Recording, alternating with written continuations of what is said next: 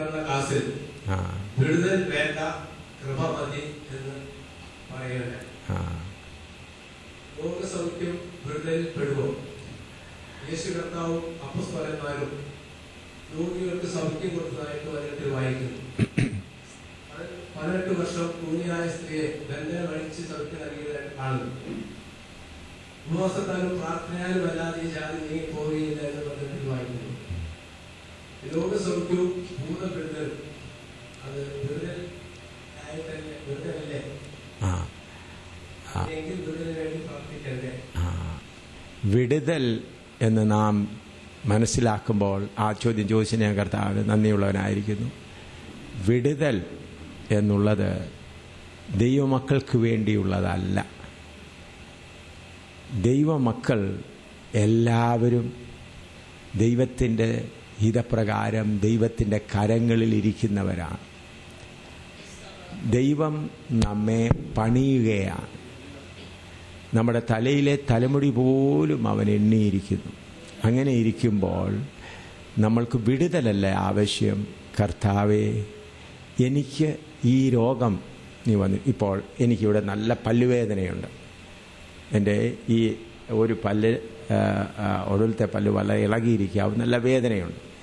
ഞാൻ കർത്താവിനോട് പ്രാർത്ഥിക്കും, കർത്താവേ, ഇതെന്തുകൊണ്ട് നീ അനുവദിച്ചു? എനിക്ക് കൃപ പകരണമേ. ഇന്ന് ഉച്ചയായപ്പോൾ മുതൽ വേദന തുടങ്ങിയതാണ്. അത് ഇളകിയിരിക്കുന്ന അടുത്ത പല്ലാണ്. അപ്പോൾ ഞാൻ കർത്താവെ ആ വേദന നിർത്തണമേ എന്നല്ല ഇപ്പോൾ പ്രാർത്ഥിച്ചുകൊണ്ടിരിക്കുന്നത്. കർത്താവേ, ഇതെന്തുകൊണ്ട് നീ അനുവദിച്ചു? ഞാനിവിടെ ക്ലാസ് എടുക്കണം, അത് അടുത്ത ആഴ്ചയും ക്ലാസ് എടുക്കണം. അതുകൊണ്ട് എനിക്കിത് കൃപ തരണമേ. കർത്താവെ, ഇന്ന് വൈകിട്ട് ക്ലാസ് എടുക്കുവാൻ എനിക്ക് കൃപ തരണമേ. അതുകൂടാതെ ഈ വേദന കൊണ്ട് നീ എന്നെ എന്താണ് പഠിപ്പിക്കുവാൻ ആഗ്രഹിക്കുന്നത്? ഇപ്പോൾ രോഗം വന്നു. ഞാൻ ഇപ്പോൾ ചോദ്യം ചോദിച്ചതുകൊണ്ട് പറയുകയാണ്. എൻ്റെ ഭാര്യ ഇവിടെയുണ്ട്. എൻ്റെ മകൻ അവന് 13 വയസ്സായപ്പോൾ ടൈഫോയിഡ് രോഗം വന്നു. ടൈഫോയിഡ് രോഗം വന്നു. 13-14 വയസ്സ് പനി തലയിൽ കയറി. അപ്പോൾ 16 ദിവസം ഭ്രാന്തനായി കിടന്നു. 32 ദിവസം രോഗിയായി കിടന്നു. അതിൽ 16 ദിവസം ഭ്രാന്തൻ. അങ്ങനെ ഭ്രാന്തനായി കിടക്കുമ്പോൾ ഞാനോ എൻ്റെ ഭാര്യ അവനെ ബെഡിൽ പിടിച്ചുകൊണ്ട് കിടക്കണം. അല്ലെങ്കിൽ എന്നെ കാണുമ്പോൾ എൻ്റെ മുഖത്ത് തന്നെ തുപ്പാൻ തുടങ്ങി. അങ്ങനെയുള്ള അവസ്ഥയായി. അപ്പോൾ ഞാൻ അതേ ഉദംപൂരിലെ ഓഫീസറായിരുന്നു. അപ്പോൾ പലര് വന്ന് പറഞ്ഞു, പിന്നെ ഞങ്ങൾ ആശുപത്രി കൊണ്ടുപോകാൻ. ചിലർ പറഞ്ഞ് രഹസ്യമായിട്ട് ഞങ്ങൾ വൈകിട്ട് ആംബുലൻസ് കൊണ്ടുവന്ന് ട്രീറ്റ്മെൻറ്റ് ചെയ്യാം എന്നൊക്കെ പറഞ്ഞു. കാരണം എന്നെ അറിയാവുന്ന അനേകരോട്. ഞാൻ പറഞ്ഞു, എൻ്റെ ആവശ്യമില്ല, കാൽവറി ആശുപത്രിയിലിരിക്കുകയാണ്. കർത്താവേ, ഇതിൽ കൂടെ എന്താണ് പഠിപ്പിക്കുവാൻ നീ ആഗ്രഹിക്കുന്നത്? ഈ കുഞ്ഞിങ്ങനെ ഇതിനുവേണ്ടി മരിക്കേണ്ടതാണ് നിൻ്റെ ആഗ്രഹമെങ്കിൽ അതിനുവേണ്ടി സമർപ്പിക്കുന്നു. അങ്ങനെ 32ാമത്തെ ദിവസം, 16 ദിവസം ഭ്രാന്തനായി കിടക്കുക. 32ാമത്തെ ദിവസം എൻ്റെ കൂടെയുള്ള ഞാൻ ജോലി ചെയ്തുകൊണ്ടിരുന്നപ്പോൾ ഉണ്ടായിരുന്ന ഓഫീസർമാർ, 5 ഓഫീസർമാർ വന്നു. അതിൽ 2 പേര് എന്നേക്കാൾ സീനിയർ, 3 പേര് ജൂനിയർ. അവർ ഓഫീസേഴ്സ് എല്ലാം കൂടി ഒരു തീരുമാനമെടുത്തു. AM ശാമുവേലിന് ഞാൻ കുഞ്ഞുങ്ങൾക്ക് ഫീസ് കൊടുക്കാനില്ലാത്തത് കൊണ്ട് അവൻ്റെ മകനെ കൊല്ലുവാനായിട്ട് ഇത് ചെയ്യുകയാണ്. അതുകൊണ്ട് ഓഫീസേഴ്സ് എല്ലാം കൂടി തീരുമാനമെടുത്തു, ഞങ്ങൾ ഒരു ഫണ്ട് എടുത്തിട്ട് നിൻ്റെ കുഞ്ഞുങ്ങളെ 2 പേരെയും പഠിപ്പിക്കാം എന്നാൽ ഞാൻ ജോലി ചെയ്തിരുന്ന അതേ കോർ ഓഫ് എഞ്ചിനീയേഴ്സിൽ 33 ഓഫീസേഴ്സ് ഉണ്ട്. അവരെല്ലാം കൂട്ടി അങ്ങനെ തീരുമാനിച്ചു. അവർ 5 ഓഫീസേഴ്സ് വന്നു. അവർ വന്ന മോനെ കണ്ടപ്പോൾ അവന് ഭ്രാന്തനായി കിടക്കുകയാണ്. എന്നിട്ട് അവരെവിടുന്ന് സംസാരിക്കാൻ തുടങ്ങി. നിനക്ക് കുഞ്ഞുങ്ങൾക്ക് ഫീസ് കൊടുക്കാൻ കഴിവില്ലാത്തതുകൊണ്ട് നിൻ്റെ കുഞ്ഞുങ്ങൾ മരിച്ചു പോകട്ടെ എന്ന് കരുതിയാണല്ലോ. അതുകൊണ്ട് ഞങ്ങൾ ബലമായി കുഞ്ഞിനെ ആശുപത്രിയിൽ കൊണ്ടുപോകാൻ പോവുകയാണ്. ഞങ്ങളെല്ലാം കൂടി നിൻ്റെ കുഞ്ഞുങ്ങൾ എത്ര പഠിക്കും അതുവരെയുള്ള ഫണ്ട് ഞങ്ങളെല്ലാം കൂടെ തരാൻ തീരുമാനിച്ചു എന്ന് പറഞ്ഞു. അപ്പോൾ അവർ 5 പേരങ്ങനെ എന്നോട് സംസാരിച്ചുകൊണ്ടിരിക്കുക. അപ്പം ഞാൻ അവിടെ ഇരുന്ന് അപ്പച്ചനോട് ചോദിച്ചു, ഞാൻ ഇങ്ങനെ ചോദിച്ചു, അപ്പച്ച ഇതും കേൾക്കണോ? അപ്പോൾ അവർ പറഞ്ഞത് എന്താണ്, നിനക്ക് പണം കൊടുക്കാൻ കഴിയില്ല, അതുകൊണ്ട് ഞങ്ങളൊരു ഫണ്ട് എടുത്തിട്ട് നിൻ്റെ കുഞ്ഞുങ്ങളെ പഠിപ്പിക്കാൻ. നീ അത് ഉടനെ കർത്താവ് എൻ്റെ ഉള്ളിൽ പറഞ്ഞു, നീ പോയി നോക്ക്, നിൻ്റെ മകൻ സൗഖ്യമായിരിക്കും. എന്നാൽ ഞാൻ മുറിയിലേക്ക് പോയി ഭാര്യ എടുക്കപ്പോൾ എന്നെ കണ്ട ഉടനെ പപ്പ എന്ന് പറഞ്ഞ് വിളിച്ചു. 16 ദിവസത്തിന് ശേഷമാണ് വിളിക്കുന്നത്. അത് കഴിഞ്ഞ് അവൻ വെറും അസ്ഥി മാത്രമേ ഉള്ളൂ. ഞാൻ അവനെ എടുത്തുകൊണ്ട് ആ ഓഫീസർമാരിയ്ക്കുന്ന മുറിയിലേക്ക്, ഓഫീസറിൽ ഇരിക്കുന്ന പ്രാർത്ഥന ആ സ്ഥലത്തിലേക്ക് അവിടെ കൊണ്ടുവന്നപ്പോൾ ആ മകന് 5 ഓഫീസർമാരെയും തിരിച്ചറിഞ്ഞു. അങ്കിൾ നിങ്ങളെങ്ങനെ ഉണ്ടെന്ന് ചോദിച്ചു. 5 പേരും മുട്ടുകുത്തി. ഓഫീസർമാരാണ്.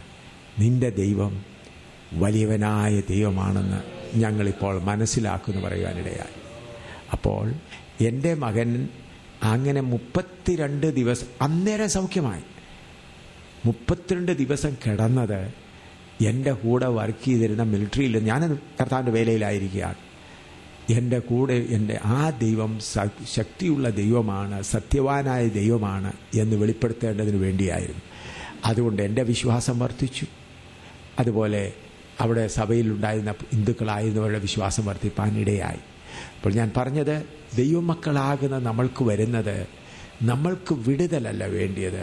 കർത്താവേ, നീ എന്നെ പണിയുകയാണല്ലോ, നീ കുശവന് ഞങ്ങൾ കളിമണ്ണുമാണ്, നീ ഞങ്ങളെ പണിയുമ്പോൾ കർത്താവേ കൃപ തരണമേ എന്നാണ് നമ്മൾ പ്രാർത്ഥിക്കേണ്ടത്.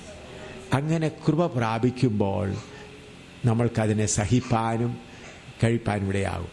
എന്നാൽ കർത്താവായ യേശുക്രിസ്തു രോഗികളെ സൗഖ്യമാക്കി. ഞങ്ങളുടെ അവിടെ വരുന്ന യോഗങ്ങളിൽ വരുന്ന എല്ലാ രോഗികൾക്കും വേണ്ടി പ്രാർത്ഥിക്കുന്നുണ്ട്, ഭൂതങ്ങൾക്ക് വേണ്ടി പ്രാർത്ഥിക്കുന്നുണ്ട്. അവരോട് ആരോടും യേശുവിൽ വിശ്വസിക്കാൻ പറയുന്നില്ല. ഞങ്ങൾക്ക് കർത്താവ് തന്ന ആ വിശ്വാസത്തിൽ അവർക്ക് വേണ്ടി പ്രാർത്ഥിക്കുന്നു.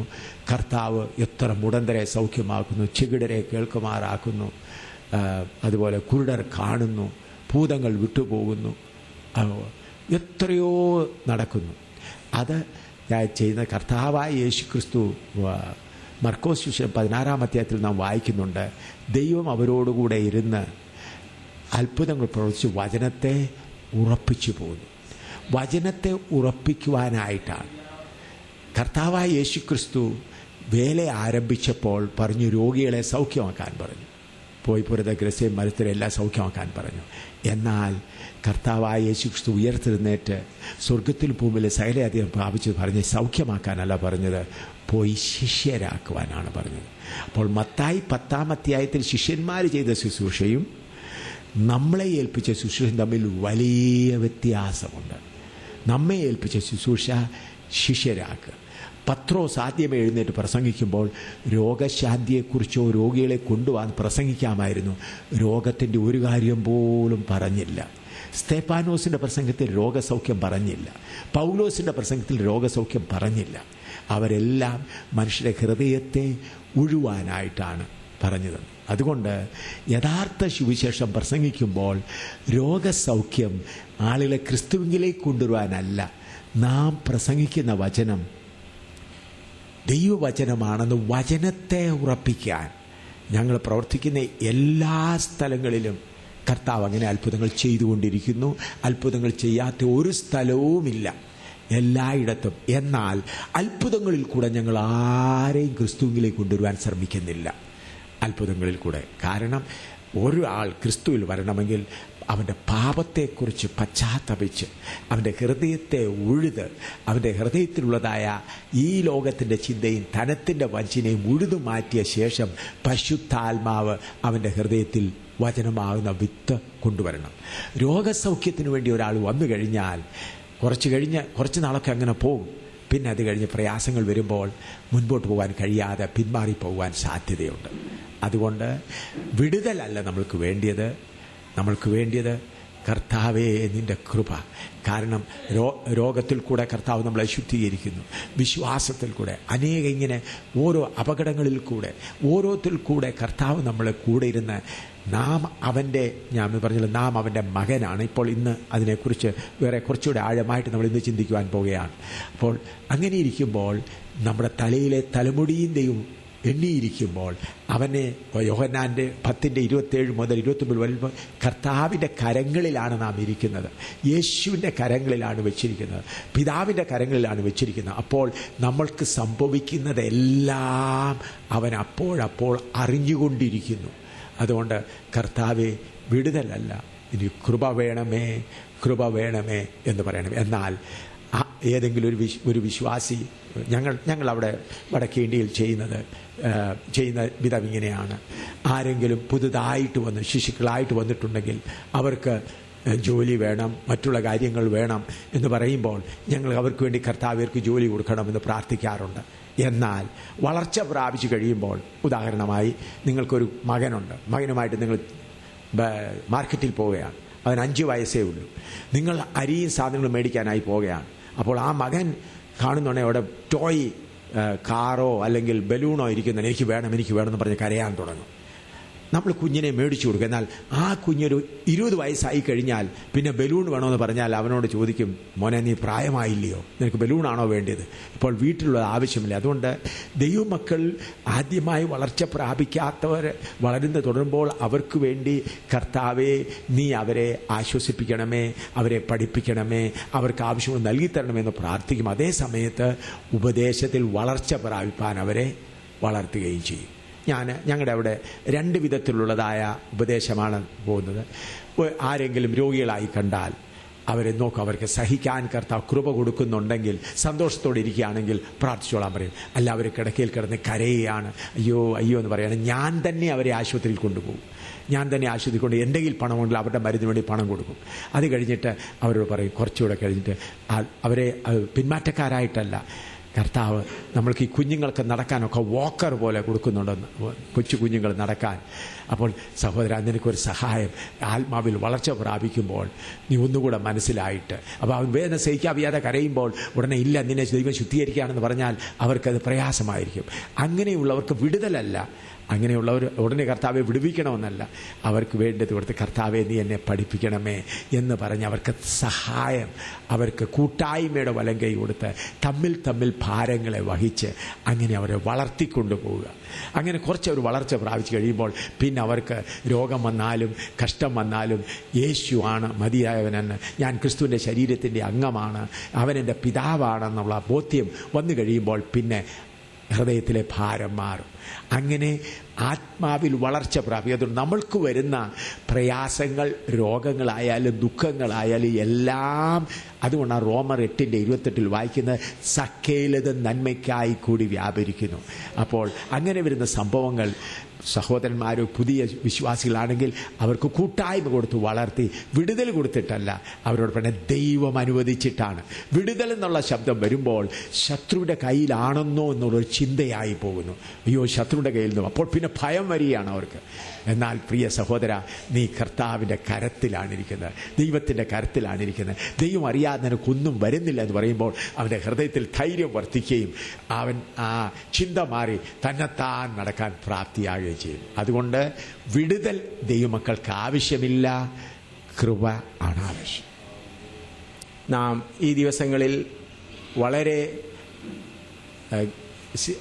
ആഴമായി അല്ലെങ്കിൽ ഗഹനമായ കാര്യങ്ങൾ ചിന്തിച്ചുകൊണ്ടിരിക്കുകയാണ്. നമ്മുടെ ഈ ആഴ്ചത്തെ മുഴുവൻ വിഷയം ദൈവവും മനുഷ്യനുമായുള്ള ബന്ധം, the relationship between God and man, അതാണ് നാം ചിന്തിച്ചുകൊണ്ടിരുന്നത്. ആദമിൻ്റെ കാര്യത്തെക്കുറിച്ച് ചിന്തിച്ചു. അത് കഴിഞ്ഞ് ദൈവ കുടുംബത്തിൽ ജനിക്കുവാനുള്ളതായ ഭാഗ്യം നമുക്ക് ലഭിച്ചു. ദൈവ കുടുംബത്തിൽ ജനിച്ചത് വചനമാകുന്ന വിത്ത് നമ്മുടെ ഉള്ളിൽ വന്നതുകൊണ്ടാണ്. ആ വചനമാകുന്ന വിത്ത് വരണമെങ്കിൽ നമ്മുടെ ഹൃദയങ്ങളിലുള്ളതായ ലോകത്തെക്കുറിച്ചുള്ള ചിന്തകളും ധനത്തിൻ്റെ വഞ്ചനയും ഒക്കെ മാറിയതിന് ശേഷമേ വചനമാകുന്ന വിത്ത് അകത്തേക്ക് വരുവാനും കഴിയുകയുള്ളൂ. ആ വിത്ത് എന്ന് പറയുന്നത് ദൈവമാകുന്ന വചനമാകുന്ന വിത്താണ്. അത് നമ്മിൽ വളർന്നുകൊണ്ടിരിക്കുന്നു. അത് പൂർണ്ണ വിശുദ്ധിയിലുമാണ്. അതുകൂടാതെ നമ്മുടെ കുടുംബത്തിൻ്റെ ശ്രേഷ്ഠത എന്ന് പറയുന്നത് സ്നേഹത്താൽ അന്യോന്യം ബന്ധിക്കപ്പെട്ടിരിക്കുന്നു എന്നിന്ന് രാവിലെ നമുക്ക് ചിന്തിപ്പാനിടയായി. കാരണം നമ്മുടെ ദൈവം സ്നേഹം തന്നെയാകുന്നു. 1 യോഹന്നാൻ 4-ാം അധ്യായത്തിൽ നിന്ന് നാം വീണ്ടും പഠിച്ചു.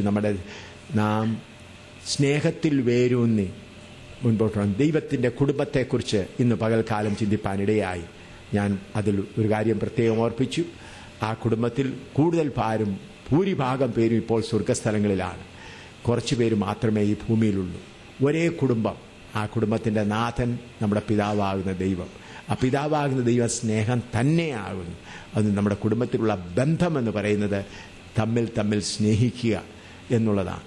ആ കാര്യങ്ങൾ ചിന്തിച്ചു. എന്നാൽ ഇന്ന് അതിനേക്കാൾ കുറച്ചുകൂടെ ആഴത്തിലേക്ക് പോകുവാനായി നമുക്ക് എഫേസ്യ ലേഖനം 3-ാം അധ്യായം 3 മുതൽ 11 വരെ വായിക്കാം.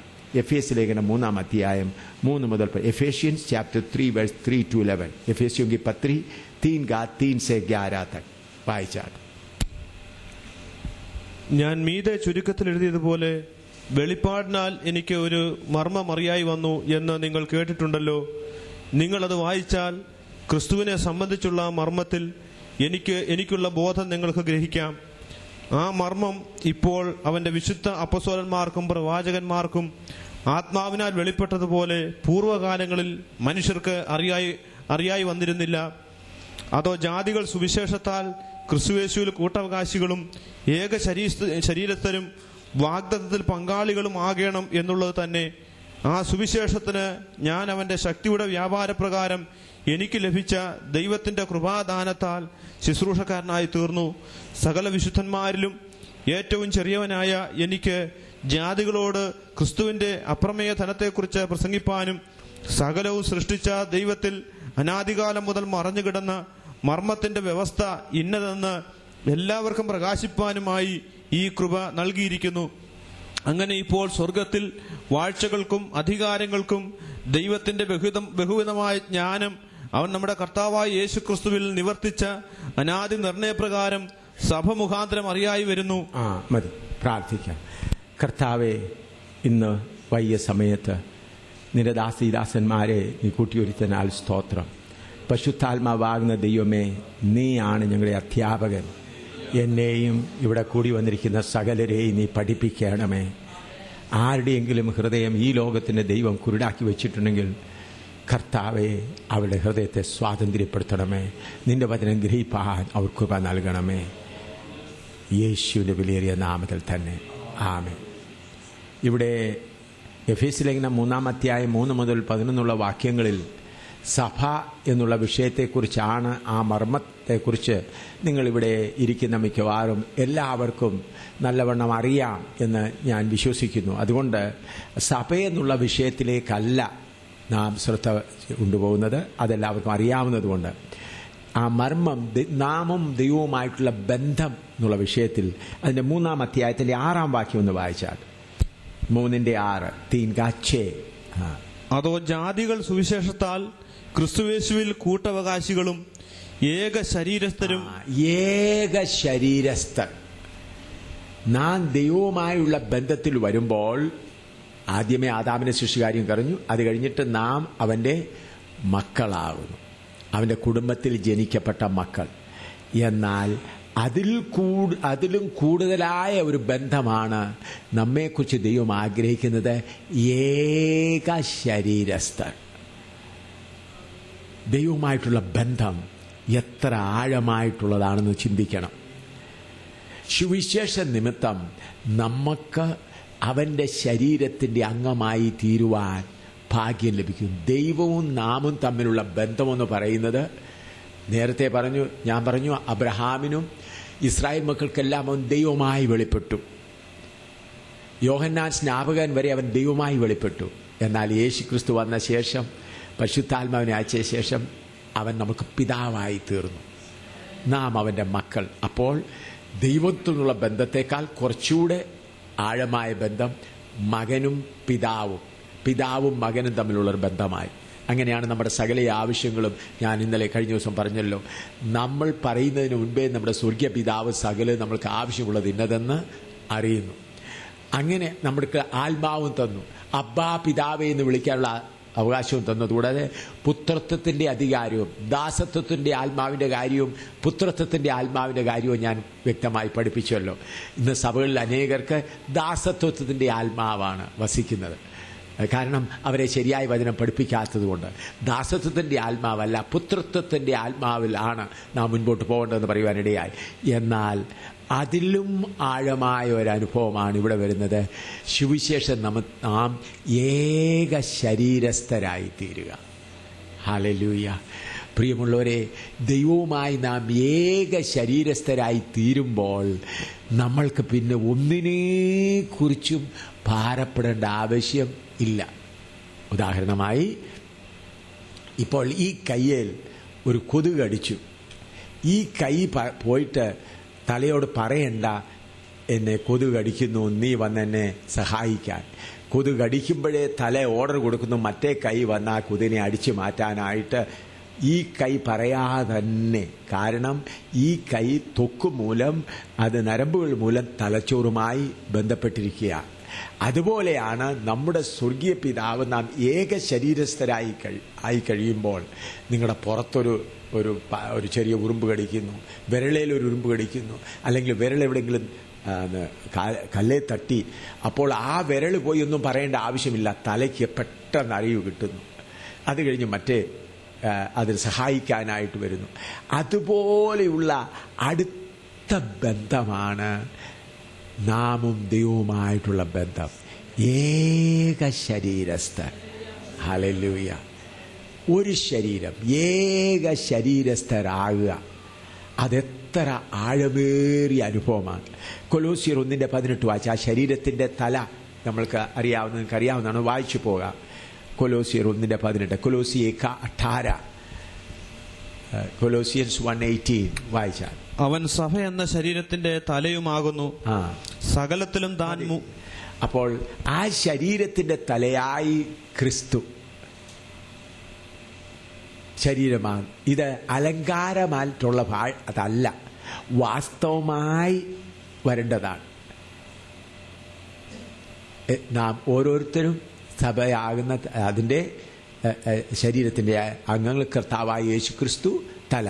റോമാലേഖനം 12:5 വായിച്ചാട്ട്. റോമാലേഖനം 12:5. റോമൻസ് 12:5. റോമി 12:5. അതുപോലെ പലരായ നാം ക്രിസ്തുവിൽ ഒരു ശരീരവും എല്ലാവരും തമ്മിൽ അവയവങ്ങളുമാകുന്നു. ക്രിസ്തുവിൽ ഒരു ശരീരവും ഓരോരുത്തരെന്താണ്? തമ്മിൽ അവയവങ്ങളുമാകും. മത്തായിച്ചനും ചാക്കോച്ചനും തോമാച്ചനും എല്ലാവരും തമ്മിൽ എന്താണ്? അവയവങ്ങളാകും. ഹല്ലേലൂയ. എത്ര അതിൻ്റെ തലയായിരിക്കുന്നത് കർത്താവായ യേശു ക്രിസ്തു. ഇനി 1 കൊരിന്ത്യർ 12-ാം അധ്യായം അതിൻ്റെ 12-13 വായിച്ചാൽ. 1 കൊരിന്ത്യർ 12-13. ഫസ്റ്റ് കൊരിന്ത്യർ ചാപ്റ്റർ 12 വേഴ്സ് 12 and 13. പഹല കൊരിന്തി 12 और 13. ശരീരം ഒന്നും അതിന് അവയവം പലതും, ശരീരത്തിന്റെ അവയവം പലതായിരിക്കെ എല്ലാം ഒരു ശരീരവും ആയിരിക്കുന്നത് പോലെ ആകുന്നു ക്രിസ്തുവും. യഹൂദരോ യവനന്മാരോ ദാസന്മാരോ സ്വതന്ത്രരോ നാം എല്ലാവരും ഏക ശരീരമാകുമാറ് ഒരേ ആത്മാവിൽ സ്നാനമേറ്റും ഒരേ ആത്മാവിനെ പാനം ചെയ്തും ഇരിക്കുന്നു. പ്രിയമുള്ളവരെ, ദൈവത്തിന്റെ പ്രവൃത്തി നമ്മിൽ ആരംഭിച്ചിരിക്കുന്നത്, നാം ഇപ്പോൾ പലവിധം അംഗങ്ങളാണ്, പലവിധ മെമ്പേഴ്സാണ്, പലവിധ സംഘടനകളാണ്. IPC, church of God, Sharon, അങ്ങനെ പലവിധ സംഘടനകളാണ്. അതെല്ലാം നമുക്ക് ആവശ്യമാണ്. എന്നാൽ വിശ്വാസികളും കർത്താവിൻ്റെ ദാസന്മാരും തമ്മിൽ ഒരു ശരീരവും തമ്മിൽ അവയവങ്ങളുമാകുന്നു എന്ന പോലെയാണ്. ഞാൻ എൻ്റെ ബാല്യകാലത്തിൽ IPC കുമ്മനാട് കൺവെൻഷന് പോകുമ്പോൾ കണ്ടിട്ടുണ്ട്, പല പ്രാവശ്യം ഞാൻ കണ്ടിട്ടുണ്ട്. IPCയുടെ കൺവെൻഷൻ നടക്കുമ്പോൾ ചർച്ച് ഓഫ് ഗോഡിലെയും അസംബ്ലീസ് ഓഫ് ഗോഡിലെയും ഷാരൂണിലെ എല്ലാ കർത്താവിൻ്റെ ദാസന്മാർ വരും. അവർ വന്ന് എന്തെങ്കിലും തമ്മിൽ ഒരു ആശ്വാസ വാക്കുകൾ എല്ലാ കൺവെൻഷനിലും പറയും. ചേട്ടാനിജന്മാരെ പോലെ അവരെല്ലാവരും കൂടെ ഒന്നിച്ച് ഇരുന്ന്. അപ്പോൾ IPC എന്നോ ചർച്ച് ഓഫ് ഗോഡെന്നോ ഷാരോനെന്നോ അങ്ങനെയുള്ളൊരു വ്യത്യാസമില്ലാതെ സംഘടന നമുക്ക് ആവശ്യമാണ്. എന്നാൽ ക്രിസ്തുവിലൊരു ശരീരം എന്ന പോലെ നിലകൊണ്ടിരുന്നു. എന്നാൽ ഇതിൻ്റെ ഇടയ്ക്ക് ഇപ്പോൾ സംഘടനയുടെ സ്പിരിറ്റ് കുറച്ച് കൂടിയതുകൊണ്ട്, കോമ്പറ്റീഷനും വന്നതുകൊണ്ട് എത്രമാത്രം ഹൃദയംഗമായി യോജിക്കുന്നു എന്ന് ഞാൻ അറിയുന്നില്ല. ഞാൻ കേരളത്തിലല്ലാത്തതുകൊണ്ട് എത്രമാത്രം കൺവെൻഷനുകളിൽ ഓരോരോ സംഘടനകൾ തമ്മിലുള്ള അന്തരംഗമായിട്ടുള്ള സ്നേഹം എത്രയുണ്ടെന്ന് എനിക്കറിഞ്ഞുകൂടാ. ഇവിടെ കുന്നംകുളത്ത് നിങ്ങൾ എങ്ങനെയാണെന്ന് നിങ്ങൾക്ക് അറിയാവൂ, എനിക്കറിഞ്ഞുകൂടാ. എന്നാൽ ദൈവസഭയായി നാം ഇരിക്കുമ്പോൾ ഈ കുന്നംകുളത്ത് ഒരു സഭയേ ഉള്ളൂ. അതിൽ കുറച്ച് പേര് IPCയിലോ, കുറച്ച് പേര് ചർച്ച ബുക്കുള്ളൂ, കുറച്ച് പേര് ഷാരോണിലോ, കുറച്ച് പേര് ഇൻഡിപെൻഡൻ്റോ ആണെങ്കിലും തമ്മിലെല്ലാവരും അവയവങ്ങളാണ്. അങ്ങനെ വരുമ്പോഴാണ് കുന്നംകുളത്ത് സഭ വെളിപ്പെടുന്നത്. അല്ലെങ്കിൽ നാം അങ്ങനെ തമ്മിൽ യോജിപ്പിക്കപ്പെടുന്നില്ല എങ്കിൽ ഒരു ശരീരമായി വെളിപ്പെടുകയില്ല. മനുഷ്യരായതുകൊണ്ട് പ്രയാസങ്ങളൊക്കെ ഉണ്ടാകുമെങ്കിലും കർത്താവിൻ്റെ ദാസന്മാർ അതിനനുസരിച്ച് പ്രവർത്തിച്ച് ഓരോരുത്തരെ തമ്മിൽ യോജിപ്പിക്കുന്നവരായി. ഞങ്ങളുടെ അവിടെ വടക്കേ ഇന്ത്യയിൽ ഞങ്ങൾ ചെയ്യുന്ന പല സഭകൾ, ഇപ്പം തന്നെ ഹൈദരാബാദിൽ നിന്ന് എനിക്ക് ഫോൺ വന്നു. നമ്മുടെ അവിടെ പ്രവർത്തനങ്ങൾ നടക്കുന്നുണ്ട്. അപ്പോൾ ഒരു കർത്താവിൻ്റെ ദാസൻ, ഹൈദരാബാദിലുള്ള ഒരു കർത്താവിൻ്റെ ദാസൻ, ഹിന്ദുക്കളിൽ നിന്ന് രക്ഷിക്കപ്പെട്ടു വന്നിരിക്കുന്ന ഒരു കർത്താവിൻ്റെ ദാസനാണ്. അദ്ദേഹത്തിൻ്റെ സഭയിൽ നിന്ന് ഒരു കുടുംബം വേറൊരു സഭയിലേക്ക് പോയി, അതേ കൂട്ടായ്മയിൽ. അപ്പോൾ ആ സഹോദരൻ വഴക്കുണ്ടാക്കുകയാണ്. ഈ ഞങ്ങളുടെ സഭയിൽ നിന്ന് പോയ സഹോദരനെ നിങ്ങൾ സ്വീകരിക്കരുത്, നിങ്ങൾ സ്വീകരിച്ചാൽ അങ്ങനെയായ പിന്നെ സഭയിൽ ഡിസിപ്ലിൻ ഇല്ല. അപ്പം ഞാൻ ഇന്ന് അവിടുത്തെ പ്രധാന ശുശ്രൂഷകനെ വിളിച്ചിട്ട് പറഞ്ഞു, ആ സഹോദരനെ, ആ കർത്താവിൻ്റെ ദാസനെ വിളിച്ച് നല്ലവണ്ണം ഒന്ന് മനസ്സിലാക്കുക.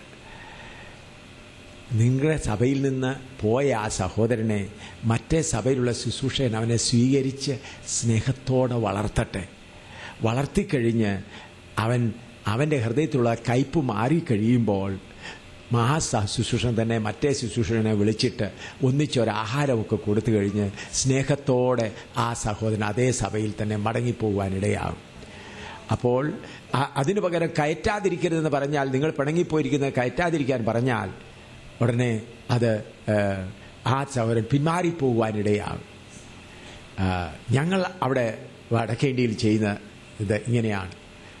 സഭയിൽ, അത് ഏത് സഭയിൽ നിന്നായാലും, ഞങ്ങളുടെ സഭയിൽ നിന്ന് മറ്റൊരു സഭയിൽ വന്നാലും അവരെ വേറൊരു സഹോദരൻ വന്നല്ലോ, ഫുൾ ഗോസ്പൽ സഭയിൽ നിന്ന് വരുന്നവരെ അവർ വരുന്ന ഉടനെ അവരെ സ്വീകരിച്ചിട്ട് രഹസ്യമായിട്ട് അവരുടെ പാസ്റ്ററെ അറിയിക്കും, സഹോദര, നിങ്ങളുടെ ഒരു നിങ്ങളുടെ ഒരു വിശ്വാസി ഇവിടെ വന്നിട്ടുണ്ട്, ഭാരപ്പെടേണ്ട, ഞങ്ങൾ സൂക്ഷിച്ചോളാം, നീ അവനൊന്നും കുറ്റമൊന്നും പറയാതിരുന്നാൽ മതി, അവനെതിരായിട്ട് പ്രസംഗിക്കാതിരുന്നാൽ മതി, സ്നേഹിച്ചുകൊണ്ടിരിക്കുക. അങ്ങനെ കുറച്ച് കഴിഞ്ഞ് 2, 3, 4, 5, 6 മാസമായി കഴിയുമ്പോഴേക്ക് അവൻ പഠിച്ച് അവൻ്റെ കുറവുകൾ, പാസ്റ്റർക്കും സ്നേഹം വരും. പിന്നെ 2 പേരെയും കൂടെ വിളിച്ച് ഒന്നിച്ചൊരു ആഹാരം കൊടുക്കും. ആഹാരം കുടിച്ച് കണ്ണുനീരോടെ ചുംബനം ചെയ്ത് കൊണ്ടങ്ങ് പോകും, അവരുടെ സഭയിൽ കൊണ്ടുപോകും. അല്ലാതെ ഒരു സഭയിൽ നിന്ന് ഒരാൾ വന്നല്ലോ, സ്വോത്രം, നമുക്കൊരാടിനെ കിട്ടിയെന്ന് പറയുകയല്ല. അവിടുന്ന് ഒരു സഭയിൽ നിന്ന് ഒരാൾ ഇങ്ങോട്ട് വന്ന് നമുക്കൊരാടിനെ കൂടെ കിട്ടി, അതല്ല.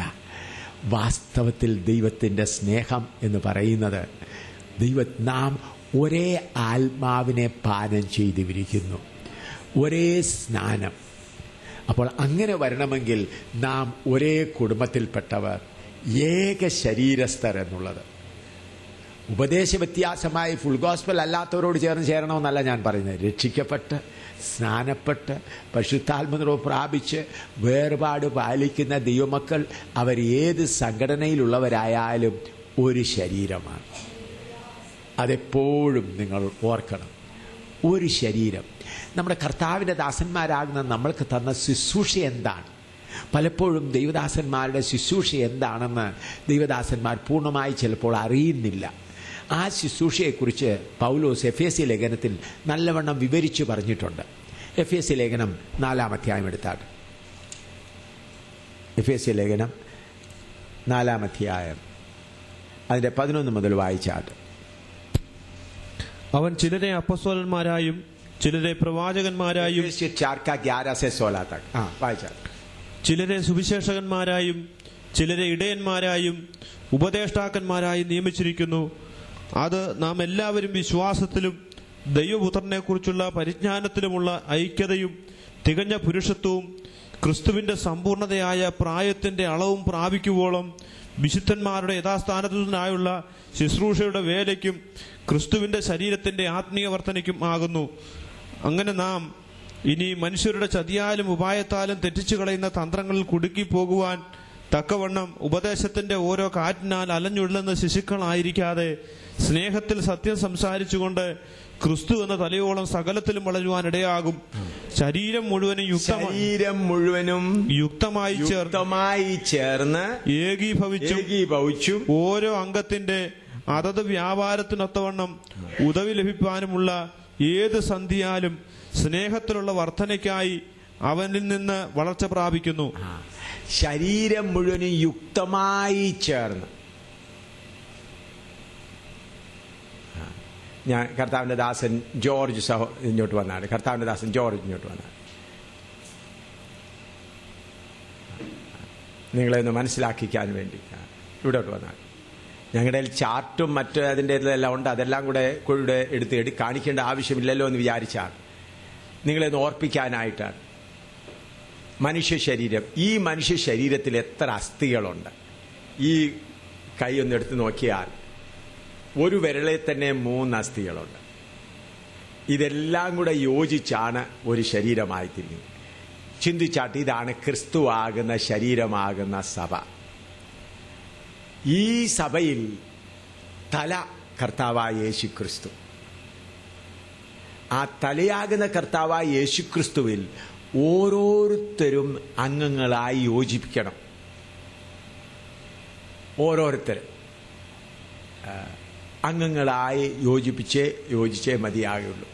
അതിനനുസരിച്ച് ഓരോരുത്തരെ ഇത് ചെയ്യണം. ഇപ്പൊ കർത്താവിന്റെ ദാസൻ മനോജ് ഇങ്ങോട്ട് വന്നാൽ, ഇപ്പോൾ ഈ മനോജ് എന്ന ഇദ്ദേഹവും കർത്താവിന്റെ ദാസനാണ്, പഠിപ്പിക്കാനായിട്ടാണ്. ഇദ്ദേഹം ഈ ക്രിസ്തുവാകുന്ന ശരീരത്തിന്റെ വിരലിന്റെ ഒരസ്ഥിയാണ്. അപ്പൊ ഇദ്ദേഹത്തിന്റെ നീളം എത്ര ഉണ്ട് നോക്കിയാൽ. അപ്പൊ ഇത്രയും നീളമുള്ള കർത്താവിന്റെ ദാസൻ മനോജിനെ വലുതാക്കുകയല്ല, അറുത്ത് മുറിച്ച് എത്രയാക്കണം? ഒരു ചെറിയ അസ്ഥിയാക്കി തീർക്കണം. അതാണ് അപ്പോസ്തലന്മാർക്കും പ്രവാചകന്മാർക്കും സുവിശേഷകന്മാർക്കും ഇടയന്മാർക്കും ഉപദേഷ്ടാക്കന്മാർക്കും നൽകിയ ശുശ്രൂഷ. നാം ആത്മാക്കളെ രക്ഷിച്ചു കൊണ്ടുവരുന്നു. ഓരോരുത്തരെ വചനം മുഖാന്തരം മുറിച്ച് ക്രിസ്തുവാകുന്ന സഭയിൽ അവരെന്ത് ചെയ്യണം? ശരീരമായി തീർക്കണം. ഇത് IPC ആണെന്ന് വിചാരിച്ചാൽ, ഇത് IPC വിചാരിച്ചാൽ ഈ ഒരേ കൈ എടുത്താൽ ഇത് അസംബ്ലീസ് ഓഫ് ഗോഡ്, ഇത് IPC, ഇത് ഷാരോൺ, ഇതെല്ലാമാണെങ്കിലും ഒരു കൈയാണ്. ഹല്ലേലൂയ. എന്തെങ്കിലും എടുക്കണമെങ്കിൽ 3 വിരലും കൂടെ ചേർന്നാണ് എടുക്കുന്നത്.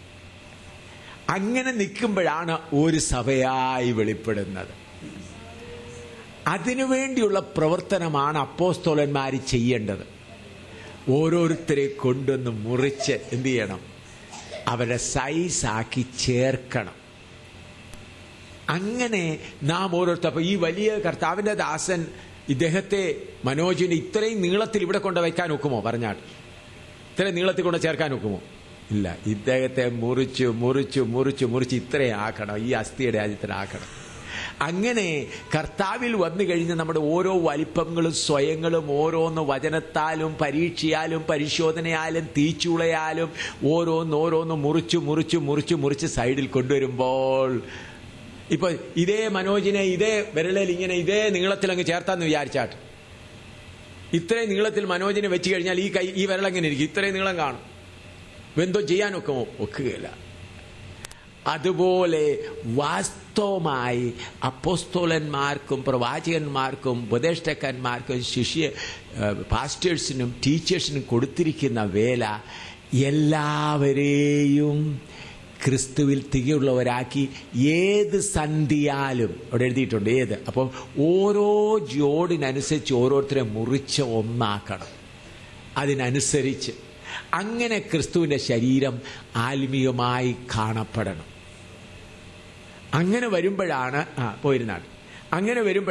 അങ്ങനെ സംഭവിക്കുമ്പോഴാണ്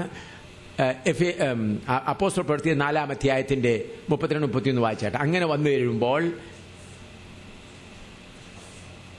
അപ്പോസ്തല പ്രവൃത്തി 4-ാം അധ്യായത്തിന്റെ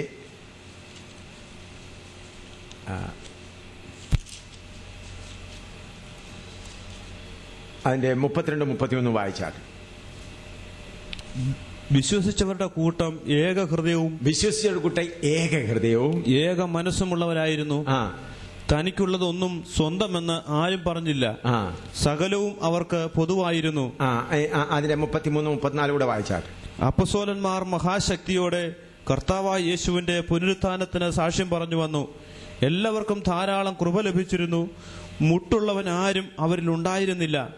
നിരങ്ങളുടെയോ വീടുകളുടെയോ ഉടമസ്ഥരായവർ ഒക്കെയും അവയെ വിറ്റ് വില കൊണ്ടുവന്ന് അപ്പസ്തോലന്മാരുടെ കാൽക്കൽ വയ്ക്കും. പിന്നെ ഓരോരുത്തന് അവനവന്റെ ആവശ്യം പോലെ വിഭാഗിച്ചു കൊടുക്കും. ആദിമസഭയിലുള്ളതായ ഐക്യത, ആദിമസഭയിലുള്ളതായ പൂർണ്ണത. എനിക്കറിയാം, നിങ്ങൾ ചിന്തിക്കുന്നില്ല സ്വർഗത്തിൽ ചെന്നാൽ IPC ഇടയ്ക്ക് ഒരു സെപ്പറേറ്റ് ഏരിയ, CPM-നോ അല്ലെ ഷാരോനോ സെപ്പറേറ്റ് ഏരിയ കാണുമെന്ന് നിങ്ങൾ ചിന്തിക്കുന്നില്ലെന്ന് എനിക്കറിയാം. അങ്ങനെ അത്ര സ്വർഗത്തിൽ ചെന്നാൽ എല്ലാവരും ഒന്നാണെന്നറിയാം. എന്നാൽ ഇപ്പോഴത്തെ നിലയിൽ സ്വർഗത്തിൽ എങ്ങനെ കൊണ്ടാക്കാൻ ഒക്കും? ഇപ്പോഴത്തെ നമ്മുടെ ഭൂമിയിലെ ഇപ്പോഴത്തെ നിലയിൽ ഇപ്പോൾ നമ്മൾ കാണുന്ന IPC, church of God, Sharon, എല്ലാ ദൈവമക്കളുണ്ട്. ഇവരെല്ലാം കൂടി ഇന്ന് രാത്രി കർത്താവ് വന്നാൽ സ്വർഗത്തിൽ ചെന്നാൽ ഒരു ശരീരമായി എങ്ങനെയാ വെളിപ്പെടുന്നതെന്ന് പറഞ്ഞാൽ വെളിപ്പെടാൻ എളുപ്പമാണോ? പറഞ്ഞാൽ സ്വർഗത്തിൽ ചെന്നിട്ട് വല്ല പണിയുമുണ്ടോ? ഇല്ല. വെട്ടുകുഴിയിൽ വെച്ച് തന്നെ പണി പൂർത്തമാക്കണം. സ്വർഗത്തിൽ ചെന്നിട്ട് ഒരു പണിയുമില്ല. വെട്ടുകുഴിയിൽ വെച്ച് തന്നെ സകല പണി നടക്കണം. ഇവിടെ തന്നെ നിങ്ങളുടെ പ്രാണൻ ഈ ശരീരത്തിൽ നിന്ന് പോകുന്നതിന് മുൻപ് തന്നെ, നിങ്ങളുടെ പ്രാണൻ ഈ ശരീരത്തിൽ നിന്ന് പോകുന്നതിന് മുൻപ് തന്നെ നാം ശരിയായി ഫിറ്റായി തീരണം. കർത്താവിന്റെ വരവിന് താമസമെങ്കിൽ തിങ്കളാഴ്ചയും ചൊവ്വാഴ്ചയും തൃശ്ശൂരിൽ പാസ്റ്റേഴ്സിന് വേണ്ടി പ്രത്യേക സെമിനാർ വെച്ചിട്ടുണ്ട്. ദൈവത്തിന്റെ ആത്മാവിനോട് തൃശ്ശൂർ പട്ടണത്തിൽ നിങ്ങൾക്കും വരുവാൻ ഞാൻ നിങ്ങളെ കർത്താവിന്റെ നാമത്തിൽ ക്ഷണിക്കുന്നു. വരുന്നവർക്കെല്ലാം പ്രധാനമായി ഈ വചനമാണ് പഠിപ്പിക്കുവാൻ ദൈവം എന്നോട് ഏൽപ്പിച്ചിരിക്കുന്നത്. സഭയിൽ എല്ലാവരും ഒരു ശരീരമായി തീരണം. ആ വിഷയമാണ് പഠിപ്പിക്കുവാൻ കർത്താവിന് എന്നെ അതിനുവേണ്ടിയാണ് എല്ലാ പാസ്റ്റേഴ്സിനെയും അവിടെ ക്ഷണിച്ചിട്ടുണ്ട്. ആദ്യത്തെ തിങ്കൾ ചൊവ്വ, ഈ വരുന്ന തിങ്കൾ ചൊവ്വ പാസ്റ്റേഴ്സ് സെമിനാർ മീറ്റിംഗ് എല്ലാ ദിവസവും ഉണ്ട്. എന്നാൽ തിങ്കൾ ചൊവ്വ പകൽ പാസ്റ്റേഴ്സിന് വേണ്ടി പ്രത്യേക സെമിനാറായി ക്രമീകരിച്ചിരിക്കുകയാണ്. കാരണം വരുന്ന പാസ്റ്റേഴ്സിന്, എല്ലാ സംഘടനയുള്ള പാസ്റ്റേഴ്സിന് വേണ്ടി. കാരണം ഈ കാര്യം വളരെ വ്യക്തമായി പഠിപ്പിച്ചേ മതിയാകുള്ളൂ. പരിശുദ്ധാത്മാവിൽ കൂടെ ഒരു ശരീരമാണ്. അപ്പോൾ ഈ കുന്നംകുളത്തുള്ള ദൈവമക്കൾ ഞങ്ങളിവിടെ വന്നത് ഒരു പുതിയ സഭ സ്ഥാപിക്കാനല്ല, ഞങ്ങളുടേതായ ഒരു കൂട്ടായ്മ ആരംഭിക്കാനല്ല. ആ കർത്താവിൻ്റെ ശരീരമാകുന്ന സഭയ്ക്ക് എളിയതായ എന്തെങ്കിലും ഒരു ശുശ്രൂഷ ദൈവം ഏൽപ്പിച്ചെങ്കിൽ അത് ചെയ്തു തീർക്കുവാനായിട്ടാണ് വന്നത്. കാരണം ഇവിടെയുള്ളതായ സഭകൾ തമ്മിലുള്ള ഐക്യത വർദ്ധിക്കുകയും വിശ്വാസികൾ തമ്മിൽ ഈ ഐക്യത സർക്കാരിൻ്റെ ഗവൺമെന്റിന് പോയി മെമ്മോറാണ്ടം കൊടുക്കാനുള്ള ഐക്യതയല്ല, അതെല്ലാവർക്കും ഉണ്ട്. ഏതെങ്കിലും ബഹളം വന്നെങ്കിൽ എല്ലാ പെന്തക്കോസുകാരെല്ലാം കൂടി നമുക്ക് പോയിട്ട് ഗവൺമെന്റിന് കൊടുക്കാം. അതൊന്നും വചനപ്രകാരമുള്ളതല്ല. തമ്മിൽ തമ്മിൽ അവയവങ്ങളായി തീരുക. ഹല്ലേലൂയ. IPC എന്നോ ചർച്ച് ഓഫ് ഗോഡ് എന്നോ ഇൻഡിപെൻഡന്റ് എന്നോ ഷാരോൻ എന്നുള്ള വ്യത്യാസം കൂടാതെ തമ്മിൽ തമ്മിൽ അവയവങ്ങളായി തീരുക. അതാണ് കർത്താവ് നമ്മെക്കുറിച്ച് ആഗ്രഹിക്കുന്നത്. അതിനുവേണ്ടിയാണ് ക്രിസ്തുവിൻ്റെ സഭ. ഇപ്പോൾ അതിന് തടസ്സമായി ആരെങ്കിലും പ്രവർത്തിച്ചുകൊണ്ടിരിക്കുന്നു എങ്കിൽ ഞാൻ മുന്നറിയിപ്പ് വേണ്ടി നമുക്ക് എസെക്കിയേൽ പ്രവചനം 37-ാം അധ്യായത്തിലേക്കൊന്ന് വരാം. എസെക്കിയേൽ പ്രവചനം 37-ാം അധ്യായത്തിലേക്ക് നിങ്ങളൊന്ന് വന്നാൽ അവിടെ നടക്കാൻ പോകുന്ന കാര്യം നിങ്ങൾക്ക് മനസ്സിലാകും. എസെക്കിയേൽ പ്രവചനം 37-ാം അധ്യായം അതിൻ്റെ 1 മുതൽ 10 വരെ ഒന്ന് വായിച്ചാട്ട്. एसएकिएल 37 1 से 10 तक.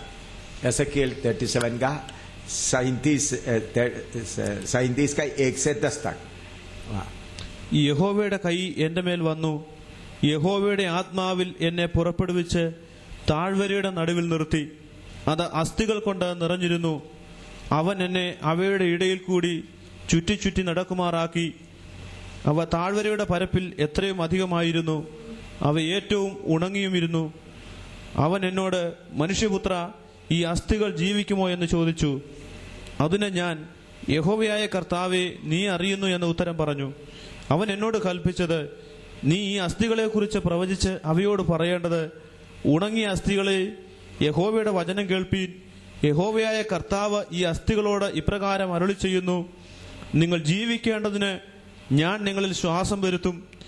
ഞാൻ നിങ്ങളുടെ മേൽ ഞരമ്പ് വെച്ച് മാംസം പിടിപ്പിച്ച് നിങ്ങളെ ത്വക്കുകൊണ്ട് പൊതിഞ്ഞ് നിങ്ങൾ ജീവിക്കേണ്ടതിന് നിങ്ങളിൽ ശ്വാസം വരുത്തും. ഞാൻ യഹോവയെന്ന് നിങ്ങൾ അറിയും. എന്നോട് കൽപ്പിച്ചതുപോലെ ഞാൻ പ്രവചിച്ചു. ഞാൻ പ്രവചിച്ചുകൊണ്ടിരിക്കുമ്പോൾ ഒരു മുഴക്കം കേട്ടു. ഉടനെ ഒരു ഭൂകമ്പമുണ്ടായി. അസ്ഥി അസ്ഥിയോട് വന്നു ചേർന്നു. പിന്നെ ഞാൻ നോക്കി, അവയുടെ മേൽ ഞരമ്പും മാംസവും വന്നതും അവയുടെ മേൽ ത്വക്ക് പൊതിഞ്ഞതും കണ്ടു. എന്നാൽ ശ്വാസം അവയിൽ ഇല്ലാതെയിരുന്നു. അപ്പോൾ അവൻ എന്നോട് കൽപ്പിച്ചത്, കാറ്റിനോട് പ്രവചിക്ക. മനുഷ്യപുത്ര, നീ പ്രവചിച്ച കാറ്റിനോട് പറയേണ്ടത്, യഹോവയായ കർത്താവ് ഇപ്രകാരം അരുളി ചെയ്യുന്നു, ശ്വാസമേ, നീ 4 കാറ്റുകളിൽ നിന്നും വന്ന് നിഹതന്മാർ ജീവിക്കേണ്ടതിന് അവരുടെ മേൽ ഊതുക. അവൻ എന്നോട് കൽപ്പിച്ചതുപോലെ ഞാൻ പ്രവചിച്ചപ്പോൾ ശ്വാസം അവരിൽ വന്നു. അവർ ജീവിച്ച് ഏറ്റവും വലിയ സൈന്യമായി നിവർന്നു നിന്നു. പ്രിയമുള്ളവരെ, ഇവിടെ ഇസ്രായേൽ മക്കൾക്ക് സംഭവിച്ച കാര്യം എസെക്കിയേൽ പറയാണ്. ഈ കാര്യം സംഭവിച്ചു. ഇപ്പോൾ ഇസ്രായേൽ ഒരു മഹാസൈന്യമായി എഴുന്നേറ്റുകൊണ്ടിരിക്കുകയാണ്. എന്നാൽ ആത്മീകമായി യഥാർത്ഥ ഇസ്രായേലാകുന്ന നമ്മളിലും ഇത് സംഭവിക്കാൻ പോകുകയാണ്. ഇന്ന് ദൈവസഭകളിൽ ധാരാളം അസ്ഥികളുണ്ട്. വിശ്വാസികൾ അസ്ഥികളായിട്ട് തന്നെ കിടക്കുകയാണ്. സംഘടന പോകട്ടെ, IPC ചർച്ച പോകട്ടെ, ഒരു ലോക്കൽ സഭ എടുത്ത് നോക്കിയാലും ഇന്നത്തെ അവസ്ഥ നമ്മൾക്ക് ഒന്ന് നോക്കാമല്ലോ. ആരെങ്കിലും ഒരാൾ രോഗിയായി കഴിഞ്ഞാൽ, പണ്ട് കാലങ്ങളിൽ, പെന്തക്കോസ്ത് സഭയുടെ ആരംഭകാലങ്ങളിൽ മറ്റുള്ളവർ ജോലി വിട്ടേച്ച് വന്ന് അവിടെ ഇരുന്ന് ചുറ്റുമിരുന്ന് പ്രാർത്ഥിക്കും. ആ രോഗിയായ സഹോദരൻ എഴുന്നേറ്റ് നിൽക്കുന്നത് വരെ, സഹോദരി എഴുന്നേറ്റത് വരെ ആരും എങ്ങോട്ടും പോകില്ല. അവരുടെ ഉദ്ദേശം അതാണ്. അപ്പോൾ സഭയിൽ ആരെങ്കിലും രോഗിയായാൽ ഉണർവാണ് ആരംഭിക്കുന്നത്. ഇന്ന് എന്തു ചെയ്യും? സഹോദര, നിന്റെ പണമില്ലയോ? മൊബൈലിൽ കൂടെ പറയാം, ശരി, ഞാനൊരു 500 രൂപ തന്നേക്കാം, നീ ഇന്ന ആശുപത്രിയിൽ പോയേക്ക്, ഞാൻ ഇന്നാരുടെ കയ്യിൽ പണം കൊടുത്തയച്ചേക്കാം. അപ്പോൾ മറ്റൊരാൾ സഭാശിഷ്യനും പറയും, എല്ലാവരും ഇന്ന സഹോദരന് ഓപ്പറേഷനും 25,000 രൂപ വേണം, തോമാച്ചന് എത്ര തരും, മത്തായിച്ചന് എത്ര കൊടുക്കും, എല്ലാവരും കൂടെ രൂപ കൊടുത്ത് പുള്ളിക്കാൻ ഓപ്പറേഷൻ ചെയ്യിച്ച് കാര്യമില്ല, ഭംഗിയായിട്ട് നടക്കും. കണ്ടോ ദൈവത്തിൻ്റെ സ്നേഹം. എന്നാൽ വാസ്തവമായി ദൈവസഭയിൽ അങ്ങനെയല്ല മുൻപ് കാലങ്ങളിൽ നടന്നിട്ടുള്ളത്. ഒരാൾ രോഗിയായി, ടൈഫോയിഡായി, കാൻസറായി, അല്ല എന്ത് രോഗമായാലും ദൈവമക്കൾ എല്ലാവരും കൂടെ ഒന്നിച്ചു കൂടിയിരുന്ന് പ്രാർത്ഥിച്ച് കുറ്റങ്ങളെ ഏറ്റുപറയും, പ്രാർത്ഥിക്കും. ആ രോഗി സൗഖ്യമാകും, സഭയിൽ ഉണർവും ആരംഭിക്കും, ഐക്യതയുണ്ടാകും. ഞാൻ കണ്ടിട്ടുള്ളതാണ്. ചിലപ്പോൾ മരണമുണ്ടായിരിക്കും. ആ മരണപ്പോഴും എല്ലാവരും കൂടെ സന്തോഷത്തോടുകൂടെ ആളിനെ കൊണ്ടടക്കും. തമ്മിൽ ഒരു ശരീരം എന്ന പോലെ കൂട്ടായ്മയും, ആരും പറഞ്ഞിട്ടല്ല, ഹൃദയംഗമായി ഉള്ള കൂട്ടായ്മ. ഞാൻ ഇന്ന് രാവിലെ പറഞ്ഞു എന്നാണ് തോന്നുന്നത്, ഇന്നലെയോ. ഞങ്ങൾ കരിങ്കുറ്റിക്കൽ അവിടെ ആരാധനയിൽ പോയി. ഞാൻ സ്കൂളിൽ പഠിച്ചുകൊണ്ടിരിക്കുമ്പോൾ ഞങ്ങൾക്ക് അന്ന് അവിടെ കുറച്ച് പുരയിടവും നെല്ലും അതുമൊക്കെ ഉണ്ടായിരുന്നതുകൊണ്ട്, മറ്റുള്ള പല വിശ്വാസികൾക്കാട് കുറച്ച് ഭൗതികമായി കുറച്ച് അപ്പച്ചനും ബിസിനസ്സൊക്കെ ഉണ്ടായിരുന്നതുകൊണ്ട്, കുരുമുളകിൻ്റെ ഒക്കെ ഉണ്ട്, കുറച്ച് പണമൊക്കെ ഉണ്ടായിരുന്നു. കർക്കിടക മാസത്തിൽ വിശ്വാസികൾ പലരും കൂലിവേല ചെയ്യുന്നവർ പട്ടിണിയായിരിക്കും, മഴയായതുകൊണ്ട്. അപ്പോൾ ഞാൻ സ്കൂളിൽ പോയി വരുമ്പോൾ പല പ്രാവശ്യം അനുഭവം ഉണ്ടായിട്ടുണ്ട്. 4 മണിക്കാണ് ഞാൻ വരുന്നത്. 4, 4:30, 5 ആകുമ്പോഴത്തേക്ക് കൊട്ട നിറച്ച് കപ്പയും അരിയും സാധനങ്ങളെല്ലാം വെച്ചേക്കും. എന്നോട് പറയും, മോനെ ഇന്ന വീട്ടിൽ കൊണ്ട് കൊടുക്കുക, ഞാൻ പ്രാർത്ഥിച്ച ആ വീട്ടിൽ നിന്ന് ആഹാരം വെച്ചിട്ടില്ലെന്ന് എനിക്ക് തോന്നുന്നു. അതുകൊണ്ട് പാസ്റ്റർ പറഞ്ഞിട്ടല്ല. എന്നാൽ ഞാൻ അമ്മച്ചിയോട് പറയും, അമ്മച്ചി എനിക്ക് വിശക്കുമെന്ന്, എനിക്ക് ആഹാരം തരണം. അമ്മച്ചി പറയും, നീ പന്ത് കളിച്ചുകൊണ്ടിരിക്കുക, അന്ന് ഓലപ്പന്ത് ഉള്ള സമയമാണ്, നീ പന്ത് കളിച്ചുകൊണ്ടിരിക്കും, ആ വീട്ടിൽ ആഹാരമില്ല, നീ ആദ്യം അവിടെ പോയി ആഹാരം കൊടുക്കുക, ഇത് കൊടുക്കുക, പിന്നെ വന്ന് നിറച്ച് നിനക്ക് ആഹാരം തരാം. അപ്പോൾ അന്നത്തെ സ്നേഹമെന്ന് പറയുന്നത്, സ്വന്തം മകന് വിശന്നിരുന്നാലും സാരമില്ല, എൻ്റെ കൂട്ടു സഹോദരനോ കൂട്ടു സഹോദരിയോ വിശക്കാതെ അവർക്കാകട്ടെ. ഞാൻ എൻ്റെ വലിയപ്പച്ചൻ്റെ ഓർക്കുന്നു. വലിയപ്പച്ചൻ, ഞങ്ങൾ കുരുമുളകൊക്കെ അന്ന് ധാരാളമുണ്ട്. അപ്പോൾ ഒരു വർഷം കിട്ടുന്ന കുരുമുളകെല്ലാം ഉണക്കി ചുമട്ടുകാരെ കൊണ്ട് ചന്തയിൽ കൊണ്ട് വിൽക്കും. അന്നേരം ഞാൻ സ്കൂളിൽ നിന്ന് വരുന്നുണ്ട്, എന്നെ മകനെ വിളിക്കും, മോനെ നീ വരിക, വല്ല ജൗളിക്കടയിൽ കൊണ്ടുപോയി നല്ല തുണിയൊക്കെ മേടിപ്പിക്കും. മേടിച്ചിട്ട് പാവപ്പെട്ട വിശ്വാസികൾ ആരെങ്കിലും കുഞ്ഞുങ്ങളെ പെൺകുഞ്ഞുങ്ങളെ വിവാഹം കഴിക്കാതിരിക്കുന്നുണ്ടെങ്കിൽ അവിടെ ചെന്ന് ഈ വസ്ത്രമെല്ലാം വെച്ചേര്, ഇത്രയും രൂപയും വെച്ചേര്, പാസ്റ്ററോട് പറയേണ്ട ആരാണ് എവിടെ വിവാഹം നടത്തിക്കോളാൻ പറയും. അപ്പോൾ ഒരു വർഷത്തെ കുരുമുളകിൻ്റെ ആദായം മുഴുവനും പാവപ്പെട്ട സഹോദരന്മാരോ സഹോദരി അവർ പറഞ്ഞിട്ടല്ല, അവർക്കറിയത്ത് പോലുമില്ല. എന്നോട് പറഞ്ഞ് എൻ്റെ കയ്യിലാണ് കൊണ്ടുപോകുന്നത്. അങ്ങനെ ചെയ്തിട്ടുണ്ട്. എന്ന് പറഞ്ഞാൽ തമ്മിലുള്ള സ്നേഹം, ആ സ്നേഹം ഇന്ന് കാണുന്നുണ്ടോ? നിങ്ങൾ പറഞ്ഞാൽ ഞാൻ ഓർക്കുന്നുണ്ട്, എൻ്റെ കൊച്ചമ്മയ്ക്ക്, അമ്മച്ചിയുടെ അനുജത്തി കൊച്ചമ്മയെ പാമ്പ് കടിച്ചു, മൂർഖൻ പാമ്പ് കടിച്ചു. അവർ മേക്കുഴൂരായിരുന്നു. പാമ്പ് കടിച്ചപ്പോൾ തന്നെ അങ്ങ് മുഴുവൻ നീല നിറമായി ബോധം കെട്ടു. അപ്പം അവിടെ തന്നെ അടുത്തന്നെ ഒരു വിഷകാരിയുണ്ട്. വിഷകാരി വന്ന് കണ്ടു. പറഞ്ഞു മൂർഖൻ പാമ്പാണ്, വലിയ പാമ്പ് ഒരു ഈടിക്കകത്ത് പൊന്നത്തിനകത്ത് ഇരിപ്പുണ്ട്.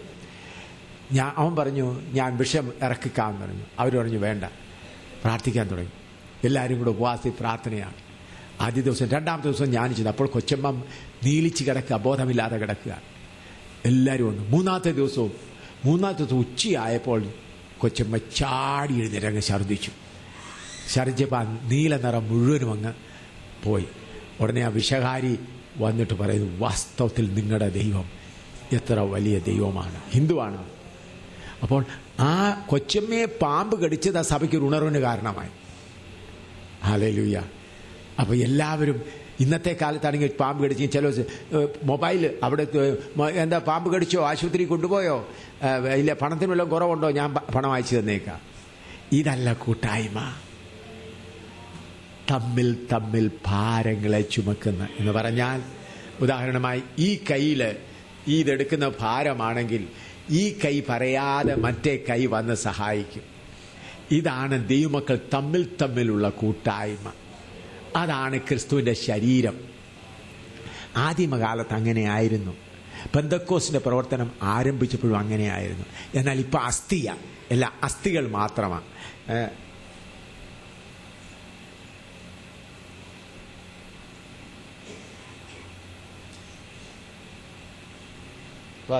സഭയിൽ അസ്ഥികൾ തമ്മിലുള്ള ബഹളമാണ്, അടിയടി. കമ്മിറ്റി മീറ്റിങ്ങിനാണെങ്കിലും അസ്ഥി തമ്മിൽ എന്താണ്? ചാക്കോച്ചനും തോമാച്ചനും ഒരു സഭയിലുള്ള അസ്ഥികൾ തമ്മിൽ. കാരണം ത്വക്കുമില്ല, മാംസവുമില്ല, വേദനയില്ല. ചാക്കോച്ചൻ തോമാച്ചനെതിരായിട്ട് എത്ര പറഞ്ഞാലും ചാക്കോച്ചന് ഒരു വേദനയും ഇല്ല. എന്താണെന്നറിയാമോ? എല്ലാം ഉണങ്ങിയ അസ്ഥിയാണ്. IPC കുറച്ച് ഉണങ്ങിയ അസ്ഥി വെച്ചുകൊണ്ട് ഇത് ഞങ്ങളുടെ സഭ, ചർച്ചോക്കോട് കുറച്ച് ഉണങ്ങിയ അസ്ഥിയോട് ഞങ്ങളുടെ സഭ, മറ്റൊരു സഭ. ഇവർ തമ്മിൽ അസ്ഥികളാണ്. സഭയ്ക്കകത്തും അസ്ഥി തന്നെയാണ്, മാംസവും ത്വക്കുമൊന്നുമില്ല. ഇന്ന് അതാണ് കാണുന്നത്. കൺവെൻഷനിൽ വലിയ അസ്ഥിക്കൂട്ടം. ഞങ്ങളുടെ അസ്ഥിക്കൂടാരം കണ്ടോ? വലിയ അസ്ഥിക്കൂടാരം. കൺവെൻഷൻ കഴിഞ്ഞിട്ട് അകത്ത് കമ്മിറ്റി വഴക്കാം. ഇന്നതല്ലയോ ഇന്നതല്ലയോ, എനിക്ക് പ്രസംഗിക്കാൻ തന്നില്ല, നിനക്ക് പ്രസംഗിക്കാൻ സമയം കൊടുത്തു. അസ്ഥിയുടെ തമ്മിൽ ബഹളം വന്ന് വെളിയിൽ കേട്ടാലും ആർക്കും വിഷമമില്ല. എന്നാൽ മത്തായി സുവിശേഷത്തിൽ കർത്താവ് പറയുന്നത് എന്താണ്? മത്തായിയുടെ സുവിശേഷം 16-ാം അധ്യായത്തിലോട്ട് വന്നാട്ട് 16-18 വായിച്ചാട്ട്. മത്തായി 16-18, മത്തി 16-18, മാത്യു 16-18. നീ പത്രോസാകുന്നു, ഈ പാറമേൽ ഞാൻ എന്റെ സഭയെ പണിയും. ഞാൻ എന്റെ സഭയെ പണിയും, പാതാള ഗോപുരങ്ങൾ അതിനെ ജയിക്കയില്ല. ഞാൻ എന്റെ സഭയെ പണിയും, പാതാള ഗോപുരങ്ങൾ അതിനെ ജയിക്കയില്ല. സഭയ്ക്കൊരു ബ്രാക്കറ്റ് പീരീഡ് ഉണ്ടായിരുന്നു. ആദിമകാലത്ത് സഭ ആരംഭിച്ചപ്പോൾ തേജസ്സിനാൽ നിറഞ്ഞു. എന്നാൽ കർത്താവിന്റെ വരവോട് അടുത്തുകൊണ്ടിരിക്കുമ്പോൾ ആദിമ നൂറ്റാണ്ടിൽ ഉണ്ടായതിനേക്കാൾ ഒരു മുൻമഴയും ഒരു പിന്മഴയും, 2 മഴ ഒന്നിച്ചു വരാൻ പോകുകയാണ്. വലിയ രൂപാന്തരം ദൈവസഭകൾക്കുള്ളിൽ വരാൻ പോകുകയാണ്. അസ്ഥിയോടെ ചേരും. അതിന് ദൈവം ഭൂകമ്പം അയക്കും, പരിശുദ്ധാത്മാവിന്റെ ഭൂകമ്പം.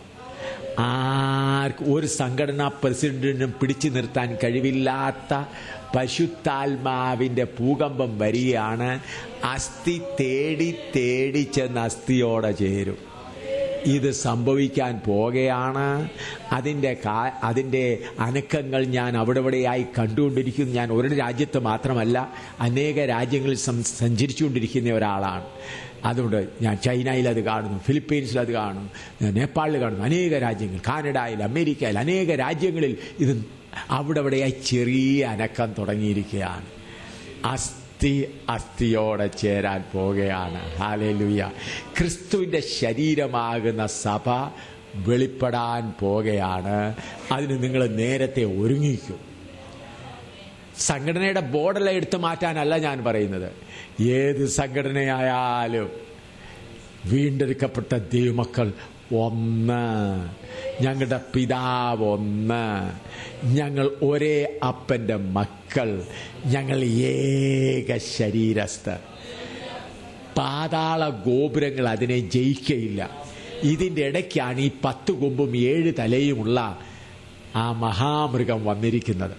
ഞാൻ കഴിഞ്ഞ ദിവസം പറഞ്ഞല്ലോ, ദൈവസഭയ്ക്കകത്തുനിന്ന് അത്ഭുതങ്ങളും അടയാളങ്ങളും രോഗശാന്തിയും കൊണ്ട് കടന്നു വന്നിരിക്കുന്ന ആരാണ്? 10 കൊമ്പും 7 തലയും ഉള്ളതായ ആ മഹാമൃഗം അത്ഭുതങ്ങൾ കാണിച്ചു വന്നിരിക്കുകയാണ്. എന്നാൽ ഈ മഹാമൃഗത്തെ അടിച്ച് താഴ്ത്തി ദൈവജനം ആത്മാവിൽ ഒന്നിച്ച് ചേരാൻ പോകുന്ന സമയം വന്നിരിക്കുകയാണ്. ഞാൻ പ്രവചനമായി പറയുന്നു, എന്നാൽ എത്രയും വേഗം ഈ കാര്യം നടക്കാൻ പോകുകയാണ്. ഇപ്പോൾ നിങ്ങൾ കാണുന്ന ഈ അത്ഭുതങ്ങളും അടയാളങ്ങളും ഇതിൻ്റെ പുറകെ ഇനിയും അധികം ആളുകൾ പോകാതിരിക്കാൻ തുടങ്ങുകയാണ്. ദൈവമക്കൾ വേർപെടാൻ പോകുകയാണ്. അവർ ഈ അത്ഭുതങ്ങളും അടയാളങ്ങളും കണ്ടിട്ട് ഭൗതിക നന്മകൾക്ക് വേണ്ടി ഓടുന്ന കാലം കഴിഞ്ഞിട്ട് ദൈവജനങ്ങളുടെ മേൽ ദൈവം വചനത്തിൻ്റെ യഥാർത്ഥ മഴ അയച്ച് അവർ വചനം മനസ്സിലാക്കി പിന്നെ അത്ഭുതങ്ങൾക്ക് പുറകെ ആരും ഓടുകയില്ല. അത്ഭുതങ്ങളല്ല, ദൈവത്തിൻ്റെ സഭ, ക്രിസ്തുവിൻ്റെ സഭ, ദൈവം വസിക്കുന്ന സഭ. പിന്നെ ഭൗതിക അനുഗ്രഹങ്ങൾക്ക് വേണ്ടി ആരും ഓടുകയില്ല. അവർക്ക് വചനം മനസ്സിലായി കഴിയുമ്പോൾ വചനത്തിൽ ഉറച്ചു നിൽക്കുവാൻ കർത്താവ് പ്രവർത്തനം ആരംഭിച്ചിരിക്കുകയാണ്. അവിടെ ആ യുവാക്കളെ കർത്താവ് എഴുന്നേൽപ്പിച്ചുകൊണ്ടിരിക്കുകയാണ്. സഹോദരന്മാരെ എഴുന്നേൽപ്പിച്ചുകൊണ്ടിരിക്കുകയാണ്. സഹോദരിമാരെ എഴുന്നേൽപ്പിച്ചുകൊണ്ടിരിക്കുകയാണ്. അസ്ഥി അസ്ഥിയോടെ ചേരാൻ പോകുകയാണ്. ഹല്ലേലൂയ. അതുകൊണ്ട് പാതാള ഗോപുരങ്ങൾ അതിനെ ജയിക്കില്ല. എത്ര അത്ഭുതങ്ങളും അടയാളങ്ങളും ഇപ്പോൾ ദൈവസഭയിൽ കടന്നുകൂടിയിരിക്കുന്നത് എന്താണ്? ഞാൻ കഴിഞ്ഞ ദിവസം പറഞ്ഞ ആ കാര്യം കൂടെ ഒന്നുകൂടെ ഓർപ്പിച്ചിട്ട് നമ്മൾക്ക് പ്രാർത്ഥിക്കാം. പാതാള ഗോപുരങ്ങൾ അതിനെ ജയിക്കില്ല. 2 തെസ്സലോനി 2:7 മുതൽ വായിച്ചാട്ട്. നമ്മൾ ഒരു പ്രാവശ്യം വായിച്ചു, ഒന്നുകൂടെ വായിച്ചാട്ട്. ഇന്ന് ആ മൃഗത്തോട് അല്പം പോരാടുവാൻ നിങ്ങൾക്ക് അവസരവും തരാൻ പോവുകയാണ്. 2 തെസ്സലോനി 2:7 മുതൽ വായിച്ചാട്ട്. അധർമ്മത്തിന്റെ മർമ്മം ഇപ്പോഴേ വ്യാപരിക്കുന്നു. ഇതുവരെ തടുക്കുന്നവൻ വഴിയിൽ നിന്ന് നീങ്ങിപ്പോക മാത്രം വേണം. അപ്പോൾ അധർമ്മമൂർത്തി വെളിപ്പെട്ടു വരും. അവനെ കർത്താവായ യേശു തന്റെ വായിലെ ശ്വാസത്താൽ ഒടുക്കി തന്റെ പ്രത്യക്ഷതയുടെ പ്രഭാവത്താൽ നശിപ്പിക്കും.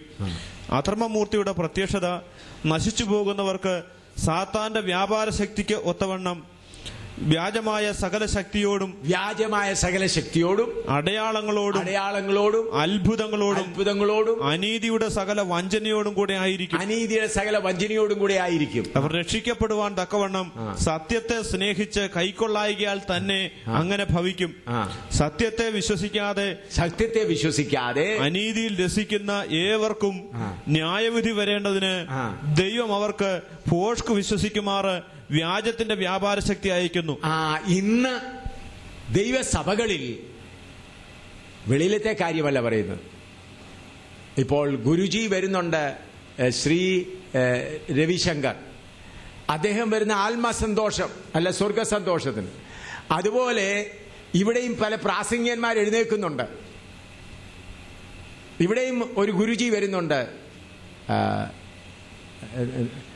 സുരേഷ് ബാബു ഗുരുജി വരുന്നുണ്ട്.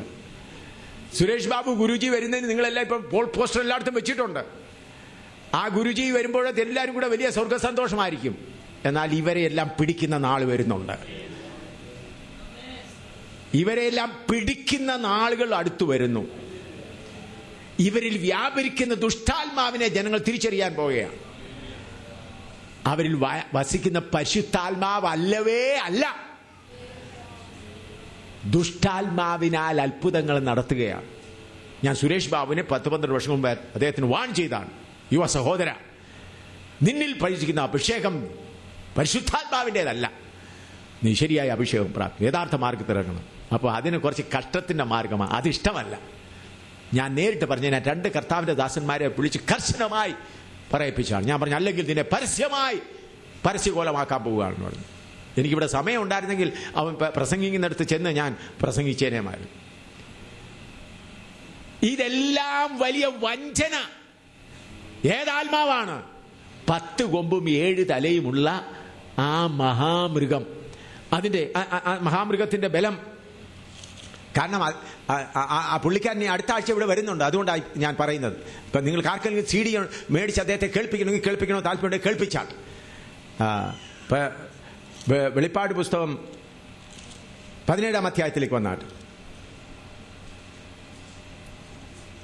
17-ാം അധ്യായത്തിന് 1 മുതൽ 5 വരെ വായിച്ചാൽ.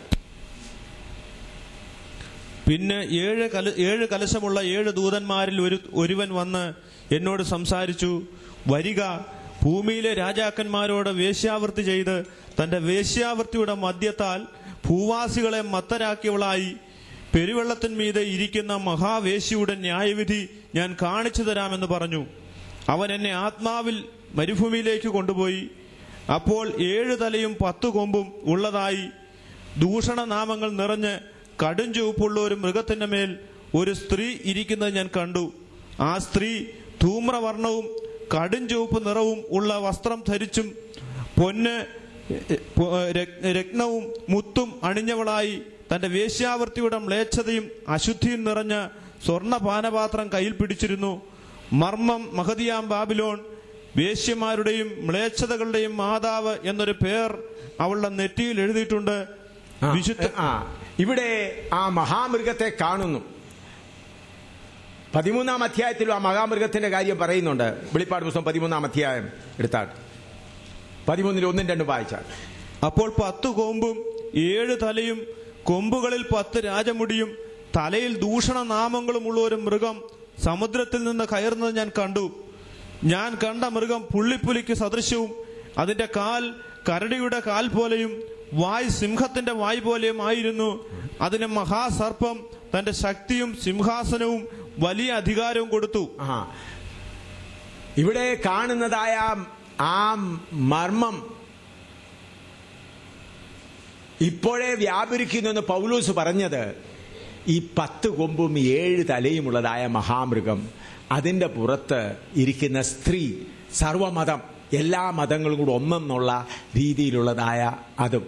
നിങ്ങളിപ്പോൾ കഴിഞ്ഞ ദിവസം മലയാള മനോരമയിൽ വന്നതാണ്, ഞാൻ പേപ്പറിൽ വായിച്ചാണ്. ഈ മർത്തോമ മെത്രാപ്പോലീത്ത പറയുകയാണ്, ഒരു ഗുരുജിയുടെ നവതി ഉണ്ടായിരുന്നു, അദ്ദേഹത്തെക്കുറിച്ച് പറയുകയാണ്, അദ്ദേഹമാണ് യഥാർത്ഥ ദൈവത്തിന്റെ ദാസൻ, ദൈവത്തിൽ നിന്ന് അനുഗ്രഹം പ്രാപിച്ച് പറയുകയാണ്. ആരാ? എൻ്റെ പേപ്പർ കട്ടൊക്കെ ഉണ്ട്, പറയുകയാണ്. അപ്പോൾ യഥാർത്ഥമായ ദൈവത്തിന്റെ ആ ദർശനം വിട്ടിട്ട് ദൈവസഭയായ ക്രിസ്തുവിന്റെ ശരീരമാകുന്ന സഭയോട് വ്യഭിചാരം ചെയ്ത് ഈ പ്രാസംഗികരാകുന്ന വ്യഭിചാരികൾ ദൈവസഭയെ വ്യഭിചാരം ചെയ്യിച്ച് മുതലെടുത്തുകൊണ്ടിരിക്കുക. എന്നാൽ ഇതിന്റെ മധ്യത്തിൽ വേർതിരിവ് വരുന്നു. അസ്ഥി അസ്ഥിയോടെ ചേരും, മഹാസൈന്യമായി എഴുന്നേറ്റ് നിൽക്കും. അതിനുള്ള സമയം അടുത്തു വന്നിരിക്കുകയാണ്. ദൈവം ഇത് അനുവദിച്ചിരിക്കുന്നത് എന്തുകൊണ്ടാണ് ദൈവം ഇത് അനുവദിച്ചിരിക്കുന്നത്? അങ്ങനെ പോകാൻ താല്പര്യമുള്ളൂ, അങ്ങനെ പോയിക്കൊള്ളട്ടെ.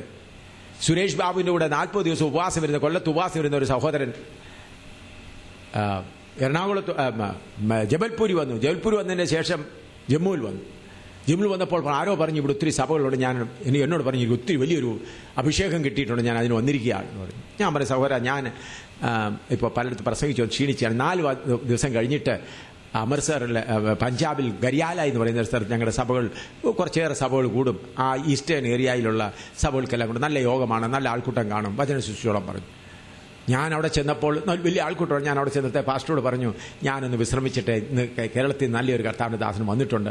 അദ്ദേഹം അങ്ങനെ 10-36 വയസ്സുണ്ട്, നല്ല ഇതൊക്കെ കൊട്ടാരക്കരക്കാരനാണ്, എനിക്ക് വലിയ അഭിഷേകമൊക്കെ കിട്ടി എന്നൊക്കെ പറഞ്ഞു. ആദ്യം എന്നോട് പറഞ്ഞില്ല സുരേഷ് ബാബുവിൻ്റെ അടുക്കൽ വരുന്ന അഭിഷേകം പ്രാപിച്ചേച്ചാ വന്നെങ്കിൽ എന്നാൽ ഞാൻ പ്രസംഗിക്കാൻ അനുവദിക്കുകയില്ലായിരുന്നു. ഒടുവിൽ ഇങ്ങനെ ഞാൻ ഉപവാസമൊക്കെ ഇരുന്നേച്ചാ വന്നതെന്ന് പറഞ്ഞു. അപ്പോൾ യോഗത്തിൻ്റെ പ്രസംഗത്തിൻ്റെ സമയമായി. ഞാൻ പാസ്റ്ററുടെ വീട്ടിൽ ഒന്ന് വിശ്രമിക്കുകയാണ്. അവിടെ പാട്ട് നടന്നുകൊണ്ടിരിക്കുകയാണ്. അപ്പോൾ എൻ്റെ മനസ്സിലൊരു അസ്വസ്ഥത. ഞാൻ ഉടനെ എഴുന്നേറ്റു. അപ്പോൾ മനസ്സിലായി ഏതോ കുഴപ്പമാണ്. ഞാൻ പെട്ടെന്ന് പൈജാമയും ഷർട്ട് ഇട്ടുകൊണ്ട് മീറ്റിങ്ങിൻ്റെ അടുത്ത് ചെന്നു. അവിടുന്ന് 500 യാർഡ് ചെന്നപ്പം സ്റ്റേജിൻ്റെ അടുത്ത് പുള്ളിക്കാരൻ ഇങ്ങനെ പാമ്പാടുന്ന പോലെ ആടുക. അല്പം കഴിഞ്ഞിട്ട് ഒരു പാട്ട് കഴിഞ്ഞ് പുള്ളിക്കാരൻ പ്രസംഗിക്കണം. ആത്മാവിൽ ഞാൻ ചെന്ന് ശാസിച്ചപ്പം 252 ആത്മാക്കളെയും കൊണ്ടാണ് വന്നിരിക്കുന്നത്. 1, 2, 200. എന്നാൽ എങ്ങനെയാണ് ചെയ്യുന്നത്? എല്ലാവരെയും എഴുന്നേപ്പിച്ച് നിർത്തി കൈ പൊക്കാൻ പറയുമ്പം അവരുടെ കൈകൾ വിറപ്പിച്ച് ആത്മാവ് ഓരോരുത്തരുടെ അകത്ത് കയറും. എല്ലാവരും അന്യഭാഷ പറയാൻ തുടങ്ങും. ഒടുവിൽ ശാസിച്ചപ്പോൾ അന്നേരാ പറഞ്ഞ് ഞാൻ 240 ദിവസം സുരേഷ് ബാബുവിൻ്റെ കൂടെ കൊല്ലത്തിരുന്ന് ഉപവാസം എടുത്തേച്ച് വന്നതാണെന്ന് പറഞ്ഞു. ഞാൻ പറഞ്ഞു ഒരു സംഭവമേ പറഞ്ഞോളൂ, ഇങ്ങനെ എത്ര സംഭവങ്ങൾ പറയാനുണ്ട്. പ്രിയമുള്ളവരെ, ഇത് നേരിട്ട് അനുഭവിച്ച് കണ്ടിട്ടാണ് ഈ പറയുന്നത്. ഞാൻ ദുബൈയിലായിരുന്നപ്പോൾ മീറ്റിംഗ് നടക്കുക. അതിൻ്റെ അടുത്ത ആഴ്ച ബെനിഹിൻ്റെ മീറ്റിങ്ങിന് എല്ലാവരും വലിയ കൺവെൻഷൻ വലിയ ഇതെല്ലാം കൂട്ടിയിരിക്കുക. ഞാൻ എല്ലാ കർത്താവിൻ്റെ ദാസന്മാരും വിളിച്ചു. നിങ്ങൾ കർത്താവിൻ്റെ ദാസന്മാരാണെങ്കിൽ വേർപെട്ട സഭക്കാരവർ കൂടുകയില്ലെന്ന് പറഞ്ഞു. പിറ്റേ ദിവസം കമ്മിറ്റി എല്ലാം പിരിച്ചു വിട്ടു. പിന്നെ അവർ വേറെ ആൾ നടത്താനിടയായി. കുറച്ചു പേരെങ്കിലും വേർപാടിന് വേണ്ടി നിൽപ്പാനിടയായി. ഞാൻ പ്രിയമുള്ളവരെ, ഇന്ന് ദൈവസഭയെ നശിപ്പിച്ചുകൊണ്ടിരിക്കുന്ന ഈ 10 കൊമ്പും 7 തലയുമുള്ള മൃഗത്തിന്റെ കയ്യിൽ നിന്ന്, ഈ ദുഷ്ടാത്മാവിന്റെ കയ്യിൽ നിന്ന് വിടുവിക്കാൻ വചനപ്രകാരം ആരെഴുന്നേൽക്കും? ഇന്ന് കേരളത്തിന് വേണ്ടിയത് രോഗസൗഖ്യമല്ല. ഇന്ന് കേരളത്തിന് വേണ്ടിയത് ധനത്തിന്റെ കടക്കണിന്ന് വിടുവിക്കുകയല്ല. ഇന്ന് വേണ്ടിയത് വാസ്തവമായ ദൈവം ആര്, യഥാർത്ഥ ദൈവം ആര് എന്നുള്ളതാണ് വെളിപ്പെടുത്തേണ്ടത്. ഞാനിപ്പോൾ പായിപ്പാട് അവിടെ യോഗം നടത്തുകയായിരുന്നു. അവിടെ വൈകിട്ടെന്നും യഥാർത്ഥ ക്രിസ്തു ദൈവം വൈകിട്ട് പകൽ ബൈബിൾ ക്ലാസ് പള്ളിപ്പാട് എന്ന് പറയുന്ന സ്ഥലത്ത്, വഴുതാനത്ത് എന്ന് പറയുന്ന സ്ഥലത്ത് ബൈബിൾ ഹിന്ദുക്കളുടെ നായന്മാരുടെയും അവരുടേത് ചെന്നപ്പോഴത്തേക്ക് എന്ത് ബഹളമുണ്ടായി. 3 പ്രാവശ്യം പോലീസ് വന്നു. 3 ദിവസം പോലീസ് വന്നു. എവിടെയെല്ലാം? തിരുവനന്തപുരത്ത്. അവിടെ കാരണം എന്താ? പ്രസംഗം എന്താണ്? യേശു ക്രിസ്തു മാത്രം ദൈവം എന്നുള്ള വിഷയത്തെ ഉറപ്പിക്കുകയായിരുന്നു. മറ്റൊരുത്തരും രക്ഷയില്ല. രക്ഷിക്കപ്പെടുവാൻ ഇന്ന് കേരളത്തിൽ പ്രസംഗിക്കേണ്ടത് എന്ത്? രോഗശാന്തിയാണോ പ്രസംഗിക്കേണ്ടത്? ശബരിമല പോകുന്ന കൂട്ടത്തെ നിങ്ങൾ കാണുന്നില്ലേ? ഗുരുവായൂരിൽ കൂടുന്ന ആളുകളെ കാണുന്നില്ലേ? നിങ്ങൾക്കൊരു വേദനയും തോന്നുന്നില്ലയോ? രവിശങ്കർ വരുന്നുണ്ട് സന്തോഷിപ്പിക്കുക, രോഗസൗഖ്യം കൊടുക്കാൻ. അതിലൂടെ സുരേഷ് ബാബുവും വരുന്നുണ്ട്. രണ്ടുപേരുടെയും ആത്മാവ് ഒന്ന്. സാത്താന്റെ ആത്മാവ് ദൈവത്തിന്റെ ആത്മാവ് അല്ലവേ അല്ല. ദൈവത്തിന്റെ ആത്മാവുള്ള ഒരുത്തനും അവിടെ പോയി സ്തോത്രം പറയത്തില്ല. ദൈവത്തിന്റെ ആത്മാവ് ആരിൽ വസിക്കുന്നുവോ അവിടെ ചെന്ന് ഹല്ലേലൂയ പറയത്തില്ല. ഇന്ന് കേരളത്തിന് വേണ്ടി ഇത് രോഗസൗഖ്യമല്ല. ഇന്ന് കേരളത്തിന് വേണ്ടി ധനത്തിന് കടത്തിന്റെ കെടിയല്ല. വിശുദ്ധന്മാർ പൂർണ്ണരായി തീരണം. ദൈവസഭ വെളിപ്പെടണം. അസ്ഥിയോടെ ചേരണം. അതിന് നിങ്ങൾ ഒരുങ്ങിയില്ലെങ്കിൽ മറ്റുള്ളവർ വന്ന് പ്രവർത്തിക്കുന്ന നിങ്ങൾ ലജ്ജിതരായി തീരും. കർത്താവ് പറയുന്നത്, ഞാൻ എന്റെ സഭയെ പണിയും, ഞാൻ എന്റെ സഭയെ പണിയും. പാതാള ഗോപുരങ്ങൾ അതിനെ ജയിക്കയില്ല. അസ്ഥിയോടെ വന്നു ചേരും. ദൈവസഭ മഹാസൈന്യമായി തീർന്ന് ഈ ഭൂമിയെ കുലുക്കിക്കൊണ്ടാണ് മുകളിലോട്ട് പോകാൻ പോകുന്നത്. അതിനുവേണ്ടിയാണ്, അതിനുള്ള സമയമായിരിക്കുകയാണ്. അതുകൊണ്ട് പ്രിയ ദൈവമക്കളെ, ഞാൻ നിങ്ങളോട് കർത്താവിന്റെ നാമത്തിൽ ഓർപ്പിക്കുന്നത്, വചനത്തിലേക്ക് മടങ്ങി വരട്ടെ. ദൈവവചനത്തിലേക്ക് മടങ്ങി വരട്ടെ. മാറ്റമില്ലാത്ത ദൈവവചനത്തിലേക്ക് മടങ്ങി വരട്ടെ. ജയം ശ്യാമന്റെ ഉപദേശമല്ല. ഞാൻ മായം ചേർക്കാത്ത പാലായി തരുന്നത്. അതുകൊണ്ടാണ് വീണ്ടും വീണ്ടും ചോദ്യം ചോദിക്കാനുള്ള അവകാശം തരുന്നത്. ഞാൻ പറയുന്നതിൽ ഏതെങ്കിലും തെറ്റുണ്ടെങ്കിൽ നിങ്ങൾക്ക് പറയാം. സത്യസുവിശേഷം, കർത്താവ് നാമായുള്ള ബന്ധം, ഏക ശരീരസ്ഥർക്ക് വിടുതലല്ല വേണ്ടത്. എനിക്ക് ആ ശരീരത്തിനോട് യോജിപ്പാൻ കർത്താവ് എന്നെ ആക്കണമേ. എന്നെ കഷ്ടങ്ങളിൽ കൂടെ നടത്തിയാലും, പ്രയാസങ്ങളിൽ കൂടെ നടത്തിയാലും, രോഗത്തിൽ കൂടെ നടത്തിയാലും, ദുഃഖത്തിൽ കൂടെ നടത്തിയാലും, കർത്താവെ നിന്റെ ശരീരത്തിന് യോജിക്കുന്ന അംഗമാക്കി എന്നെ തീർക്കണമേ. ഇതായിരിക്കും നിങ്ങളുടെ പ്രാർത്ഥന. കർത്താവെ, നീ എന്നെ നിന്റെ ശരീരത്തിൽ ഒരംഗമാക്കി തീർക്കണം. എന്നിൽ ഒത്തിരി സ്വയമുണ്ട്, എന്നിൽ എൻ്റെതായ ഒരുപാടുണ്ട്. കർത്താവെ, അത് രോഗത്തിൽ കൂടെ ആകട്ടെ, പ്രയാസങ്ങളിൽ കൂടെ ആകട്ടെ, കഷ്ടങ്ങളിൽ കൂടെ ആകട്ടെ, കർത്താവെ അത് ചെത്തി വെടിപ്പാക്കി എന്നെ നിന്റെ ശരീരത്തിൻ്റെ അംഗമാക്കി തീർക്കണമേ എന്ന് പറയുമ്പോൾ ആ ജീവന്റെ ബലം, ആ ഉയർത്തെഴുന്നേൽപ്പിന്റെ ശക്തി നിങ്ങളിൽ വ്യാപരിച്ചു കഴിയുമ്പോൾ അതെത്ര ശ്രേഷ്ഠമേറിയ അനുഭവമെന്ന് നിങ്ങൾ അറിയുവീൻ. ഞാൻ സത്യവചനമാണ് നിങ്ങളോട് പറയുന്നത്. പത്രോസും യോഹന്നാനും രോഗശാന്തി നടത്തിക്കൊണ്ട് നടക്കുകയല്ലായിരുന്നു, അവർ വചനം പ്രസംഗിച്ചുകൊണ്ടിരുന്നു. അവിടെയായി അത്ഭുതങ്ങൾ നടന്നു. വചനം പ്രസംഗിച്ചുകൊണ്ട് നടന്നു. അവിടെയായി ദൈവത്തിൻ്റെ നാമത്തിൽ അത്ഭുതങ്ങൾ നടന്നുകൊണ്ടിരുന്നു. അതുകൊണ്ട് പ്രിയമുള്ളവരെ, എന്നെ കേൾക്കുന്നവരെ, ദൈവത്തിൻ്റെ ആത്മാവ് നിങ്ങളിലുണ്ടെങ്കിൽ ആത്മാവിനോട് സാക്ഷ്യം പറയും. നിങ്ങളുടെ ഹൃദയത്തിൽ നിങ്ങളോട് പറയും, ഇതാണ് സത്യവചനം, ഇതാണ് മായം ചേർക്കാത്ത പാല്, ഇത് സത്യവചനമല്ല എന്ന് മനസ്സിലാക്കി കേരളത്തിന് ഇന്ന് വേണ്ടിയത് രോഗസൗഖ്യമല്ല, കേരളത്തിന് വേണ്ടിയത് കടബാധ്യത മാറ്റുകയല്ല, കേരളത്തിന് വേണ്ടിയത് കുടുംബസമാധാനമല്ല, കുടുംബത്തിൽ പ്രയാസം ഉണ്ടാകുന്ന ഭാര്യയും ഭർത്താവിനെയും വല്ല വിധത്തിലും മുറിച്ച് ഒരച്ച് അവർ ഒന്നായിത്തീരണം. അവരുടെ പ്രയാസങ്ങളിൽ മാറി അവരുടെ ഒരു സ്വഭാവമായി തീരണം, യേശുവിൻ്റെ ശരീരത്തിൻ്റെ അംഗമായി തീരണം. കാരണം നമ്മെ കർത്താവിൻ്റെ കരത്തിൽ വെച്ചിരിക്കുകയാണ്. ഇന്ന് വന്നിരിക്കുന്ന പ്രാസംഗികരെല്ലാം കൂടെ വന്ന് വിശ്വാസികളെല്ലാം അനാഥരാക്കി വിടുന്ന അവസ്ഥയാണ്. പിന്നെ അവർ പാസ്റ്റർക്ക് ഫോൺ ചെയ്തുകൊണ്ടിരിക്കണം. ആർക്ക് ഫോൺ ചെയ്യണം? രോഗസൗഖ്യം കൊടുക്കുന്ന ആളിന് ഫോൺ ചെയ്യണം. രോഗസൗഖ്യം കൊടുക്കുന്നവനെ, നീ എനിക്ക് വേണ്ടി ഒന്ന് പ്രാർത്ഥിച്ചേ. ഹല്ലേലൂയ. പ്രിയമുള്ളവരെ, നമ്മളെല്ലാം അവൻ്റെ മക്കളാകയാൽ, മക്കൾ മാത്രമല്ല, ഏക ശരീരസ്ഥർ. ഈ വചനം നിങ്ങളുടെ ഹൃദയത്തിൽ എങ്ങനെ വ്യാപിക്കുന്നു? വീണ്ടെടുക്കപ്പെട്ടവരാണെങ്കിൽ നിങ്ങളുടെ ഹൃദയത്തിൽ പ്രവർത്തിക്കും. ഇത് നിങ്ങളുടെ ആത്മാവിനെ ഉണർത്തും. നിങ്ങളുടെ ഉള്ളിൽ മനസ്സിലാകും, ഇത് സത്യമാണ്, ഇത് മാത്രമാണ് സത്യം. എനിക്ക് സുരേഷ് ബാബുവിനോട് ഒരു വൈരാഗ്യവുമില്ല. അദ്ദേഹം എവിടെ കിടക്കുന്നു? അദ്ദേഹത്തിൻ്റെ എത്ര എനിക്കൊന്നുമില്ല. എന്നാൽ ദൈവജനത്തെ വഞ്ചിക്കുന്നു, ദൈവജനത്തെ നശിപ്പിക്കുന്നു, ഉപദേശത്തെ നശിപ്പിക്കുന്നു, എല്ലാവരെയും യഥാർത്ഥമായ മാർഗത്തിൽ നിന്ന് വഴിതെറ്റിച്ചു കൊണ്ടുപോകുന്നല്ലോ എന്ന് കാണുമ്പോൾ, അയ്യോ, ഈ ചതിയുടെ പുറകെ പോകരുതേ എന്ന് വിളിച്ചു പറയുവാൻ ദൈവാത്മാവ് എന്നെ നിർബന്ധിക്കുന്നു. അതുകൊണ്ടാണ്. അല്ല, എനിക്ക് അദ്ദേഹത്തുമായിട്ട് യാതൊരു കോമ്പറ്റീഷനുമില്ല. അദ്ദേഹം എവിടെ കിടക്കുന്നു എനിക്ക് അതിൻ്റെ ആവശ്യവുമില്ല. എന്നാൽ ഞാൻ പറയുന്നത്, പ്രിയമുള്ളവരെ, ക്രിസ്തുവിൽ ഏക ശരീരസ്ഥർ, ആ ശരീരം യോജിക്കാൻ പോകുകയാണ്. ഇന്ന് അവിടെയായി കിടക്കുന്നു. നിങ്ങൾ ആത്മാവിൽ ദർശിക്കുമെങ്കിൽ അസ്ഥികൾ കനക്കം തുടങ്ങിയിട്ടുണ്ട്. അവിടെയായി ഭൂചലനം വരുന്നുണ്ട്. ഒരുത്തർക്കും പിടിച്ചു നിർത്താൻ കഴിയയില്ല. പരിശുദ്ധാത്മാവിൻ്റെ ഭൂകമ്പത്തെ പിടിച്ചു നിർത്താൻ കഴിയുള്ള ഒരുത്തരുമില്ല. ഒരു സംഘടനാ നേതാവിനും കഴിയയില്ല, ഒരുത്തർക്കും കഴിയയില്ല. അസ്ഥിയോടെ വന്നു ചേരും. അതിൻ്റെ പുറത്ത് ത്വക്ക് വരും, മാംസം വരും. പരിശുദ്ധാത്മാവെന്ന കാറ്റ് വന്നിട്ട് അവർ മഹാസൈന്യമായി എഴുന്നേറ്റ് നിന്നിട്ട് സാത്താനെ കാൽ കീഴാക്കി പറന്നു പോകും. ഹല്ലേലൂയ. ഈജിപ്തിൽ നടന്നുകൊണ്ടിരിക്കുന്ന സംഭവങ്ങൾ നിങ്ങൾ അറിയുന്നല്ലോ. കർത്താവിൻ്റെ വരവിൻ്റെ എത്ര റഷ്യയ്ക്ക് ഇസ്രായേൽ മേൽ ആക്രമിക്കാനുള്ളതായ എല്ലാ ക്രമീകരണങ്ങളുടെ ഒരുക്കങ്ങളാണ് നടന്നുകൊണ്ടിരിക്കുന്നത്. റഷ്യ ഇസ്രായേലിനെ ആക്രമിക്കുന്നതിൻ്റെ ആ സമയത്താണ് കർത്താവിൻ്റെ വരവും. കാരണം എതിർ ക്രിസ്തു വരുന്നതിന് മുമ്പേ കർത്താവ് വന്നേ മതിയാകുള്ളൂ. ഹല്ലേലൂയ.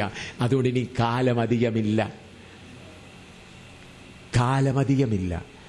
പരിശുദ്ധാത്മാവിൻ്റെ പ്രവർത്തനത്തിനായി നിങ്ങളെ തന്നെ ഒരുക്കുവീൻ. ഇന്ന് പറഞ്ഞ കാര്യം മറന്നു പോകരുതേ. ഏക ശരീരസ്ഥർ. നാം ദൈവവും നമ്മളുമായിട്ടുള്ള ബന്ധം എത്രമാത്രം അടുത്ത ബന്ധമാണ്. പഴയ നിയമത്തിൽ അവർ ദൈവമെന്ന് പറഞ്ഞു. നമ്മൾ പുതിയ നിയമത്തിൽ വന്നപ്പോൾ പിതാവും മക്കളും എന്നുള്ള ബന്ധം. പിന്നെ തമ്മിൽ അവയവങ്ങൾ. ഒടുവിലായി നാം ഏക ശരീരസ്ഥർ. ഹല്ലേലൂയ. ക്രിസ്തുവിൻ്റെ സഭ എന്ന് പറയുന്നത് ദൈവവും നമ്മളുമായുള്ള ബന്ധം ഏക ശരീരസ്ഥർ. ഇനി കർത്താവിൻ്റെ വരവിന് താമസമെങ്കിൽ നാളെ രാവിലെ മുതൽ ഏക ശരീരസ്ഥർ അവരുടെ ജീവിതത്തിൽ വരുന്നതായ പ്രയാസങ്ങളെ എങ്ങനെയാണ് നേരിടുന്നത്, അത് നേരിടുമ്പോൾ എന്ത് സന്തോഷമാണ് വരുന്നത്, നിരാശയാണോ ദുഃഖമാണോ സന്തോഷമാണോ വരുന്നതെന്ന് കർത്താവിൻ്റെ വരവിന് താമസമെങ്കിൽ നാളെ അതിനെക്കുറിച്ച് ചിന്തിക്കുന്നതായിരിക്കും. നമുക്ക് തലകളെ വണക്കാം, പ്രാർത്ഥിക്കാം. ഈ വചനം കേട്ട് നിങ്ങൾക്ക് ചിലർക്ക് മുറിവുണ്ടായിരിക്കാം. മുറിവുണ്ടായെങ്കിൽ സാരമില്ല. ദൈവവചനത്തിൻ്റെ ദൈവസമയത്ത് ദൈവത്തിൻ്റെ സന്നിധി നിൽക്കുമ്പോൾ നിങ്ങൾക്കതിൻ്റെ കാര്യം മനസ്സിലാകും. വാസ്തവമായി അസ്ഥിയോടെ ചേരുവാൻ, കർത്താവെ നിന്റെ ശരീരത്തിൻ്റെ അംഗമായി തീരുവാൻ എന്നെ ഏൽപ്പിക്കുന്നു എന്നുള്ള ഭാരത്തോടെ എത്ര പേർ വാസ്തവമായി ഇന്ന് രാത്രികാലം പ്രാർത്ഥിക്കും? ഏക ശരീരസ്ഥ ഭാരമുള്ളവർ പ്രാർത്ഥിച്ചാണ്. 2-3 മിനിറ്റ് നമുക്ക് പ്രാർത്ഥിക്കാം. അത് കഴിഞ്ഞ് കർത്താവിൻ്റെ ദാസൻ പ്രാർത്ഥിച്ച് യോഗം അവസാനിപ്പിക്കും. Hallelujah, hallelujah, hallelujah. ഏക ശരീരസ്ഥർ. Hallelujah, hallelujah, hallelujah. ഏക ശരീരസ്ഥർ. Hallelujah, hallelujah. ഏക ശരീരസ്ഥർ. പിതാവുമായിട്ടുള്ള ഏക ശരീരം. അതെത്ര തേജസ്സേറിയ അനുഭവമാണ്. അയോഗ്യരാകുന്ന നമ്മെ വിളിച്ച് അവൻ്റെ ശരീരത്തിൻ്റെ അംഗമാക്കി തീർക്കുന്ന ആ തേജസ്സേറിയ അനുഭവം. പ്രിയ സഹോദര, നിനക്കുണ്ടായ കഷ്ടങ്ങൾ പ്രയാസങ്ങളെല്ലാം നിന്നെ ആ ശരീരത്തിന് ഒരു അംഗമാക്കി തീർക്കുന്നതിന് വേണ്ടിയാണ്. നിനക്കുണ്ടായ കഷ്ടങ്ങളും പ്രയാസങ്ങളെല്ലാം ഹല്ലേലൂയ നിന്നെ നശിപ്പിക്കുവാനല്ല, നിന്നുള്ള സ്വയത്തെ മാറ്റുവാൻ, നിന്നുള്ളത് എൻ്റേതെന്നുള്ളത് മാറ്റി ക്രിസ്തുവിൻ്റെ ശരീരത്തിൻ്റെ അംഗമാക്കി തീർക്കുവാൻ ആണ് ഈ കാര്യമെല്ലാം ദൈവം നടത്തിയത്.